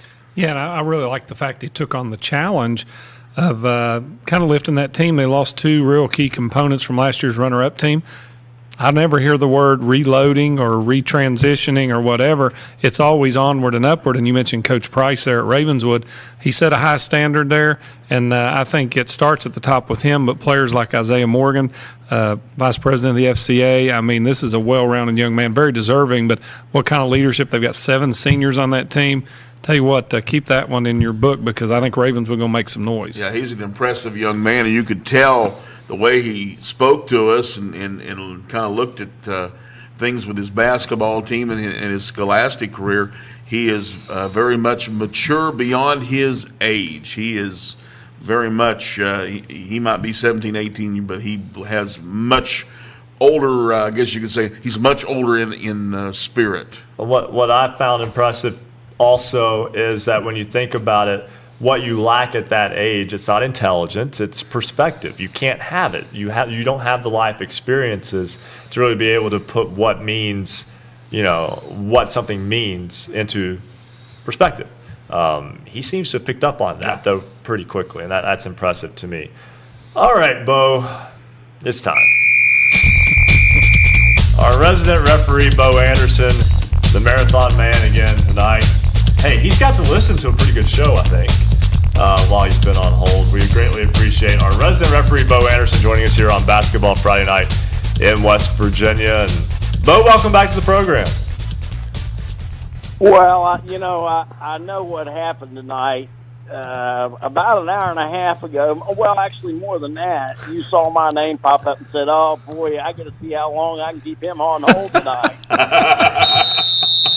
And there I am getting a technical foul. You have been teed. All right, that brings me to my first question, which is ironically about technical fouls. And this is something I saw tonight, and I think a lot of people can get confused. By the way, no one said like a word about it tonight, so it wasn't like there was a big controversy or anything. But I think people can get confused sometimes between the difference in the college rules and the high school rules. The college rules seem to change quite a bit when it comes to the enforcement of a technical foul and the administration of what happens after that. So let me give you the situation that I saw tonight, and just to get your perspective on it and to explain that it was done properly or that it wasn't. I think that it was, but sometimes I get confused. Team A is shooting free throws. They're shooting the second of a 2-shot foul. The second free throw is good. And in the midst of the rebound, I'm talking like as the ball goes through the hoop, everybody steps in, a technical foul is issued against Team B, a player on the floor in the course of the game. Team A gets 2 free throws. Now, who gets the ball?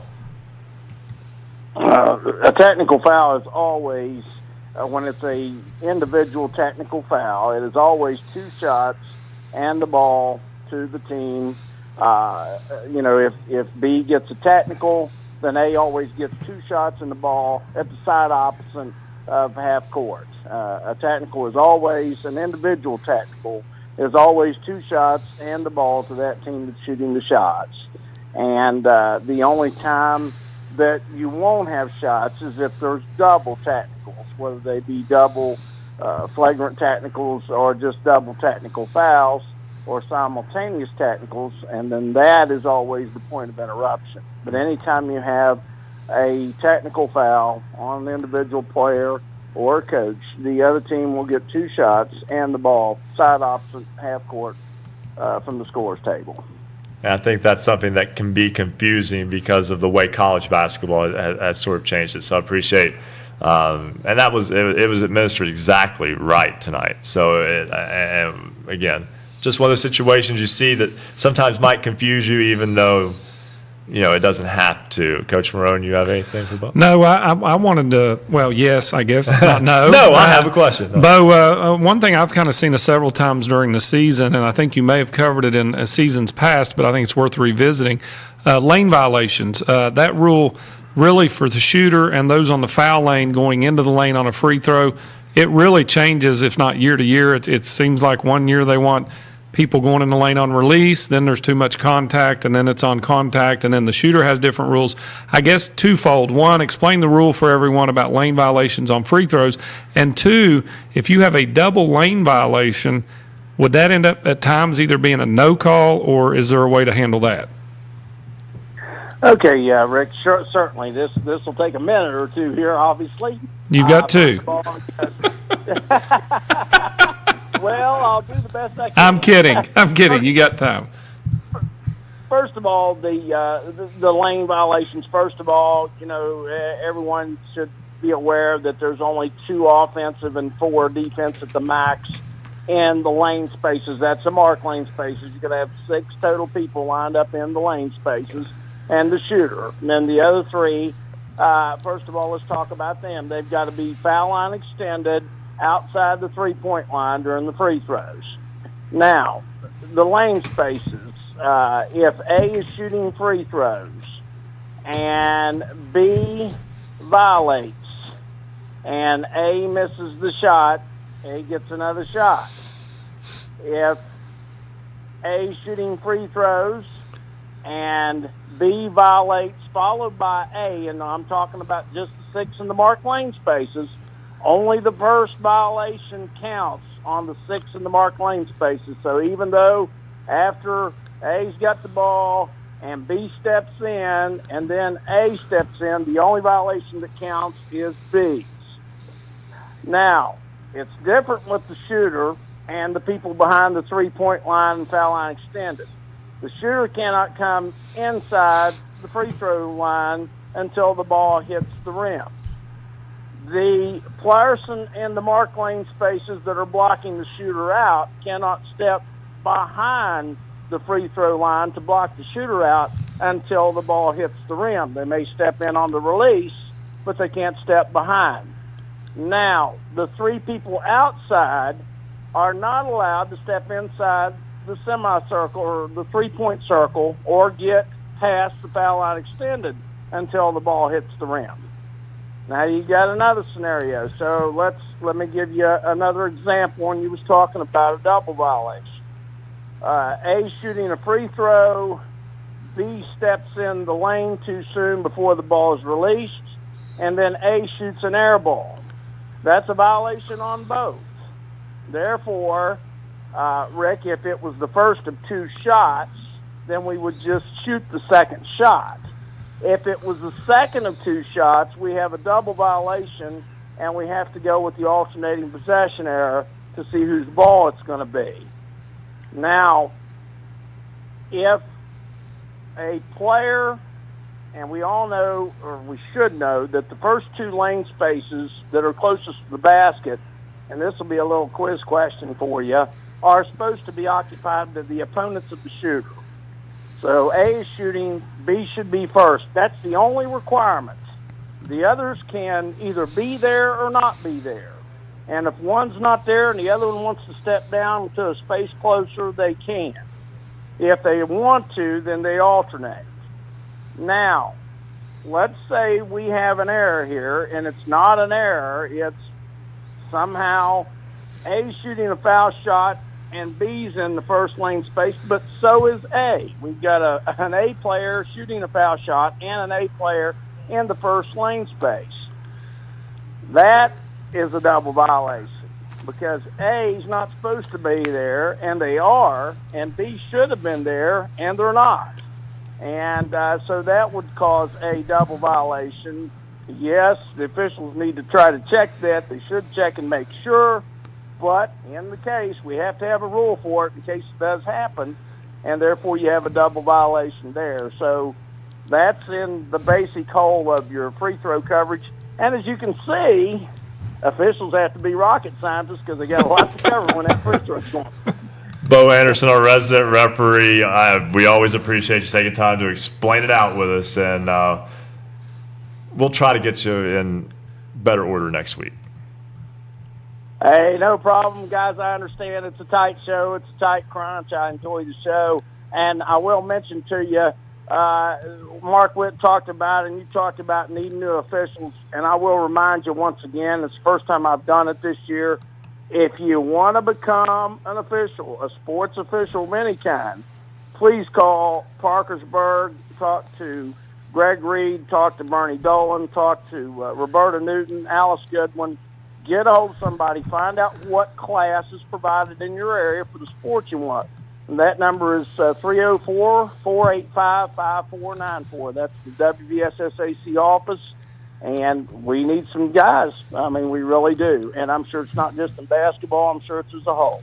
That is our resident referee, Bo Anderson. Thank you so much. We've got to step aside, take a break. We'll come back with our latest power ratings. Some movement just since Wednesday. And so much more on Basketball Friday Night in West Virginia on the Fast Break Sports Network. Basketball Friday Night in West Virginia will return in 2 minutes on the Fast Break Sports Network.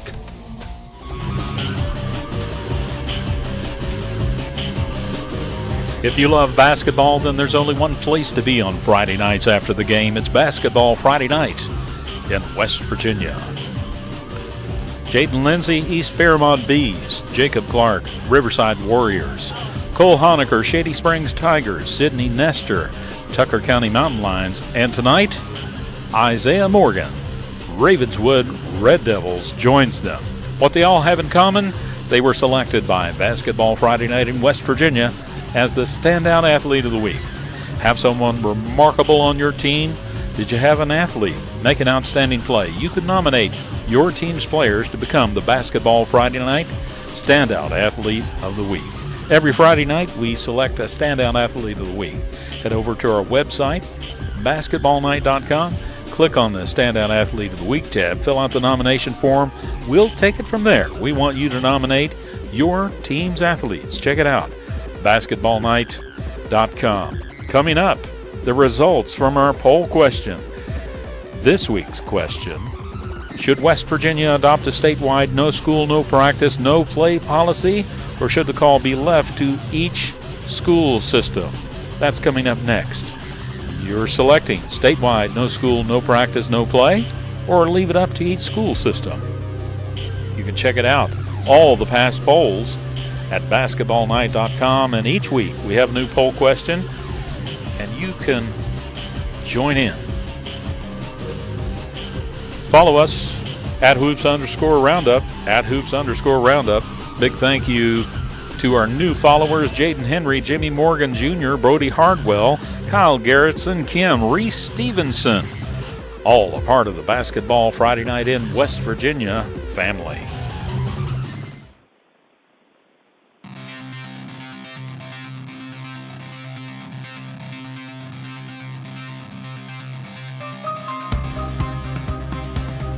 Celebrating high school basketball around the Mountain State. You're listening to Basketball Friday Night in West Virginia on the Fast Break Sports Network. Now, back to your hosts, Bill Cornwell, Coach Ric Morrone, and Ryan Epling. 11:37 on Basketball Friday Night in West Virginia. Ryan Epling, Bill Cornwell with you. Ric Morrone is in studio with us tonight as well. Marcus Constantino is with us now. We're going to try to fit a lot of things in here real fast. It's time for the unveiling of the latest BasketballNight.com power ratings. And we'll get right to it, Ryan. The latest BasketballNight.com power ratings, starting in boys AAA, we have a new leader. Parkersburg South is 8-1. Coming in at number 1, Woodrow Wilson is 7-1 at number 2. University stays at number 3 with a 9-0 record. Martinsburg also remaining at 4. They're 8-1. And the Capital Cougars are 4-4, but that's good enough for number 5. Moving on to boys AA, BasketballNight.com power ratings. Fairmont Senior is 9-0, still at number 1. Chapmanville, the Tigers, are 9-1, holding in at number 2. Oak Hill moving up one spot. They're 7-0. The Red Devils are number 3. Bluefield Beavers are 6-2. They move up one. They're at number 4. And Nitro, 10-0 Wildcats, move up 2 spots. They break into the top 5. Going on to single A, the Ravenswood Red Devils are 9-0 at number 1. The Maroon Knights of Wheeling Central Catholic are 9-1 at number 2. Valley Fayette Greyhounds are 7-0 at number 3. Pocahontas County is 8-0 at number 4. Tug Valley is 5-3, and that rounds up the top 5. Now moving on to the girls AAA. BasketballNight.com power ratings. Greenbrier East holding in at number 1 with a 10-0 record. Buchanan Upshur, the Buccaneers, are 10-1 for number 2. Parkersburg is 7-2 at number 3. Cabell Midland 9-2 is number 4. We have a new number 5 in George Washington. The Patriots are 7-3. And they round out the top 5. Moving on to the girls AA. The Wyoming East Lady Warriors are 8-0, holding steady at number 1. North Marion is 8-1 at number 2. Fairmont Senior is 10-2 at number 3. Sissonville, the Indians, are 9-1 and number 4. We have a new number 5. Ryan's Wayne Pioneers are 11-1. That's good enough for number 5. On to girls Single A. Tucker County is 9-0 at number 1. St. Joe is 6-3 at number 2. Parkersburg Catholic at 11-0 is number 3. Wheeling Central Catholic is 11-1 at number 4. And the Cameron Dragons, the Lady Dragons, are 10-1 and they're at number 5. And that's the BasketballNight.com power ratings. You can head over to BasketballNight.com to see all 124 teams. Thank you very much, Marcus. We'll get back to the phones to Wade Williamson, Wayne girls basketball coach, in just a moment. But first, we've got to get another Marshall University Sports Journalism BasketballNight.com scoreboard. Bill will lead the way with the girls' scores. All right, girls' scores. First off, Midland Trail beats Fayetteville tonight, 64-40. Riverview beats James Monroe 47-40. Richwood falls to Oak Hill 47-26. Petersburg over Berkeley Springs 63-46. Wayne Pioneers, nice win over the Chapmanville Tigers 53-35. South Harrison beats East Hardy 51-48. Williamstown beats Trinity 83-63. Preston over Hedgesville 75-56. It was Hampshire over Jefferson 47-42. A couple of the games have been postponed because of the weather. The Mount View Greater Beckley Christian game was to have been played tonight. It'll be played January 29th. And Webster County and Clay County now postponed to February 2nd. Boys scores tonight. Frankfort beats East Hardy 87-60. It was North Marion 64, Bridgeport 46. First loss for the Indians. It comes at home. Buchanan Upshur beats Liberty Harrison 63-56. Hurricane picks up a 66-57 win at Cabell Midland. Trinity beats Clay Battelle 91-48. The Preston Knights beat East Fairmont 69-59, just the second loss of the year for the Bees. Robert C. Byrd goes to 5-5, beating Elkins 59-40. Also tonight, boys high school basketball. Grafton beats Lewis County 67-55. We had Grafton alum Randy Lee and current voice of the Western Kentucky Hilltoppers in studio last week. His Bearcats get their first win of the season tonight. He used to play basketball up there long ago. Summers, don't say it was that long ago. Summers County beats Greater Beckley Christian 65-64. It was Greenbrier West over Midland Trail 63-55. Jefferson defeats Hampshire 64-53. Musselman picks up a 50-39 win over Hedgesville. We'll talk with the cause about that one a little bit later on. Riverview beats Independence 48-41. Southern Garrett, Maryland, a 55-38 win at Kaiser. Philip Barber goes to 7-1 with a 68-38 victory over the Lincoln Cougars. Martinsburg is 8-1 after a 70-45 win at Spring Mills. Valley Fayette 7-0, a 61-50 winner over Meadow Bridge. Also tonight, Bluefield goes to Welch and beats Mount View. Final score 61-48. The Oak Hill Red Devils are 7-0, picking up a 50-48 win at Westside tonight, just the second loss of the season for the Renegades. Parkersburg Catholic defeats Williamstown 70-53, both teams 7-3. The Paw Paw Pirates are 8-2. They pick up a win over Union 61-47 on the road tonight. Princeton goes to Pikeview and beats the Panthers. Final score 77-44. It was Wyoming East over Shady Spring in overtime 73-70. And Sherman beats Van 53-52, also in overtime. That was all on BasketballNight.com. Let's go back to the phone lines. Wade Williamson, the head coach of the Wayne girls basketball team. They picked up a big win tonight over Chapmanville at home, and also an important road win at Winfield 2 nights ago. And Coach Williamson, 2 big wins for your team in 3 days. Yeah, the weather at the beginning of the week kind of pushed the Winfield game back to Wednesday, so it's tough playing two really good teams in 3 days. But kids were able to do what they needed to do to get those wins. It's always critical winning road games in our conference, and so that was a nice win for us. And we came back today and played pretty solid for the most part, and was able to pick up the win this evening. 11-1 now on the year. When you took over this program, this was a program that wasn't having a lot of success, but did have a lot of talent coming through. That talent is now in your upper class, and really you've been with this program as it went from an afterthought to being now considered, by many, one of the top 5 or 4 teams in all of AA.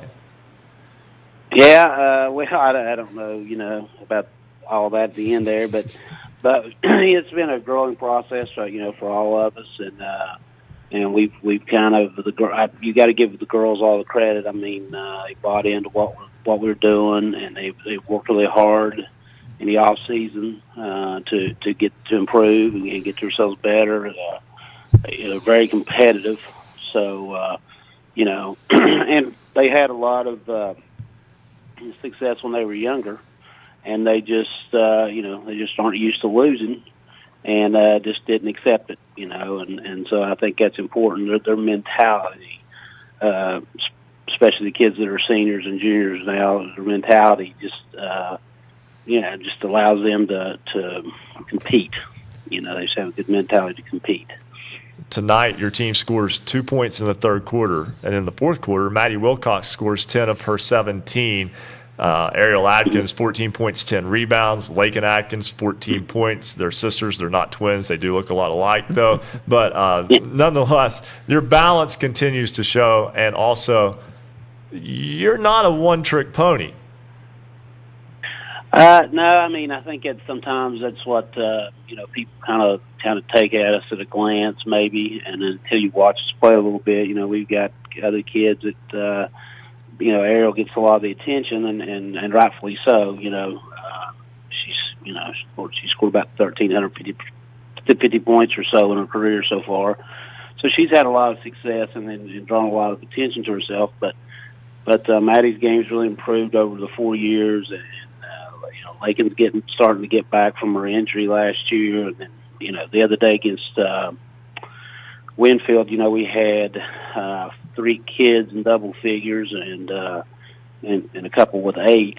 So Whitney Sampson hit double figures, and she'd been on a roll where she'd hit double figures 3 or 4 games in a row, and she don't get near enough credit on our team. She does a lot of little things that people really don't pay attention to, and she scores and shoots the ball well. She just does it over the course of a game, and so yeah, we got kids and other kids that put the ball in the basket, and that's obviously crucial to having a good run.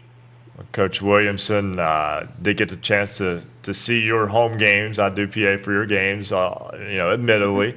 Lifting the veil there a little bit. But I do sincerely enjoy watching those kids play, and it's been a fun ride to watch in the last few years as they've continued to improve. And I know you're enjoying that process as well. Oh, yeah, absolutely. I mean, for us to it has been a process for sure. And I mean, the kids that came before that only had for maybe 1 or 2 years or so, they laid a lot of foundation for this, and I think that was important for us to have some success and to get in a position where we could compete at a high level, and we went a couple of years there, I think, without winning a conference game, and then we were able to start winning some conference games in a good conference, and then we've been able to win a little bit more and a little bit more. So, it's just been a process, and things you got to learn as you go. And we're older now, and I keep telling them that we're an older team, and we've got to act like an older team. We can't make the same mistakes 3 years ago. So. That's Wayne High School girls coach Wade Williamson. We've got to go to break. The Pioneers now, though, number 5 in AA in the basketballnight.com power ratings. When we come back, we'll get our poll question, and then it'll be cause time. And we'll wrap things up here on Basketball Friday Night in West Virginia on the Fast Break Sports Network. Basketball Friday Night in West Virginia will return in 2 minutes on the Fast Break Sports Network.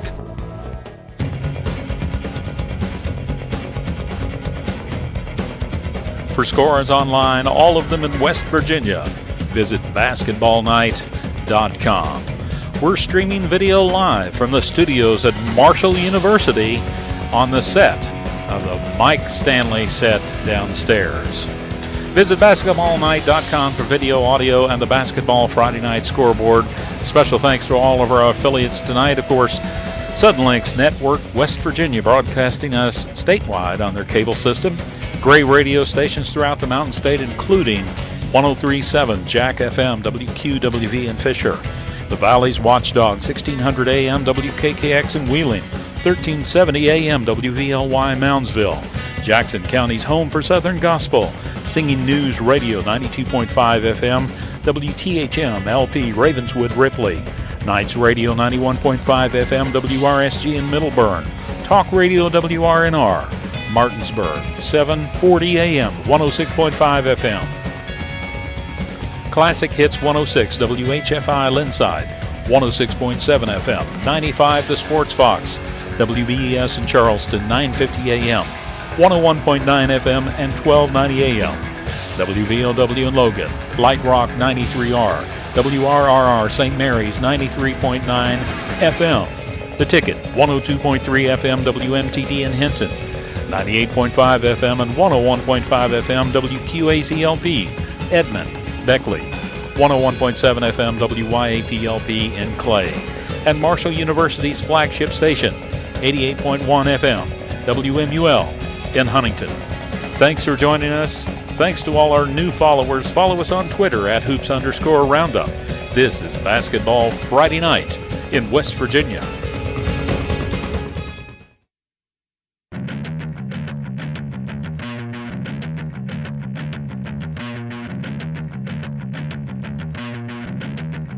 Stay up to date on your favorite teams. Check out basketballnight.com. Now, back to Basketball Friday Night in West Virginia with Bill Cornwell, Coach Ric Morrone, and Ryan Epling. We're just going to jump right in here. Marquez Davila is in with our poll question this week.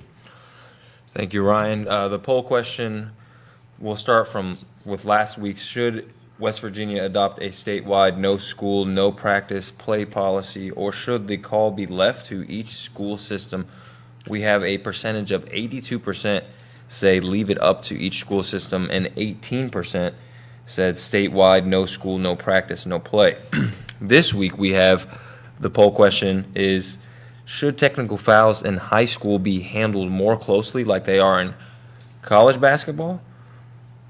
You can go to basketballnight.com to vote on this week's poll question and wait and see on next week's edition of Basketball Friday Night. And to better explain that real quick, what that means is that the ball would be put back into play from where the technical foul was called, so whoever had the ball at that time would resume play from there. Bill, before we go to cause, it was a big time for the Greenbrier East girls team at the State of the State earlier this week. Well, of course, it's not every team in the state that has the governor as your coach, but of course Greenbrier East girls have Governor Jim Justice as their coach, and in fact he says that he'd rather be called coach than governor anytime.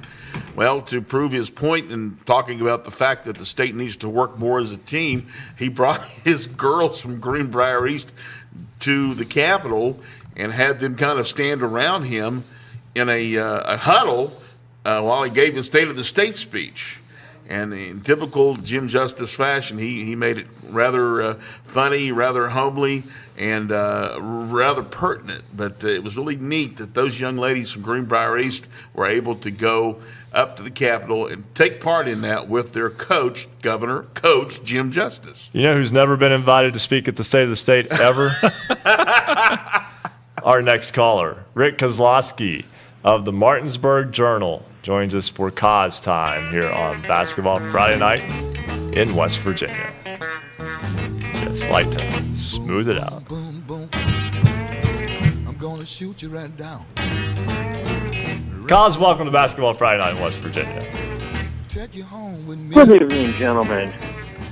And as I was listening to you talk about the governor and his young ladies, all I could think of is they're putting their hands together. 1, 2, 3. Governor! Hey, it's an interesting and fascinating dynamic that is there in that. And their girls team, undefeated, we're going to have to try to work to get the governor back on the program, the coach back on the program, whatever. Anyway, so Rick, before we have a little bit of fun, Musselman picks up a win over Hedgesville tonight. And right now, those two seem to be 2 and 3 in the Eastern Panhandle behind Martinsburg. And tonight, Musselman got the better of the Eagles. Yeah, I think when you look at the pecking order of the Eastern Panhandle, Martinsburg is kind of well ahead of the two teams, although we'll find out a little more next week when Musselman plays Martinsburg, and the two big guns go at each other. Jake Stevens of Musselman, who's up to 6'9", and Corey Barnett of Martinsburg, who both of them are, he's about 6'3", but he can leap. Oh my, can he leap. And the two of them are averaging about 23 points a game. So it'll be obviously an interesting individual matchup, and I'm looking forward to that game, provided somehow I can sneak away from the fact that my wife says it's our anniversary that night. I'm not sure I'm going to be able to pull that off. But anyway, I digress. We love high school basketball. We love high school basketball. They're going to play again. Go ahead. Yeah. Well, the Musselman Hedgesville game. Darn exciting. Wow. Hedgesville down by 10 points at halftime. Elliott had shot only 5 of 16 from the floor. And they came out gangbusters in the second half, forced 7 turnovers in the third quarter and scored 20 points and took a 37-32 lead. They made 6 of their first 8 shots, and for as poorly as they shot in the first half, totally opposite in the second. Then we go to the fourth quarter, and suddenly everything just turned around. Hedgesville was limited to 1 basket. Musselman had forced, I believe it was 6 turnovers, and just ran wild, roughshod offensively. It was in my story I wrote was kind of like chameleon night. The colors just kept changing. It was an interesting game, and I think we'll probably, as time wears on, we'll probably see these two teams play a third time. Obviously, in the regular season, they'll play another game, but I think when it gets right down to it, they'll wind up playing each other in the sectional tournament. And I think from that particular section, Section 1 out of Region 2, both of those two teams will wind up in Charleston. Rick, we've got 1 minute left for you, and I'll just give you a minute to give the State of the Cause address. Oh, I don't have any girls wrapped around me. I mean, no, that didn't sound right. You need a whiteboard too. Oh, oh my! The State of the Cause. Out today in shorts and a T-shirt on a 70-degree day. Now it's raining like crazy. Yeah, I don't think we're supposed to get much snow. It's snowing right now in Huntington, we are being told, and I also know that from a friend up in Parkersburg, it was 55 degrees at 2 p.m. It was 35 degrees at 3 p.m. And then by 9, it was 32 degrees and heavy snow. So enjoy it, because for once we're getting snow and you're not. And you guys all be safe out there as well as everybody else in the state.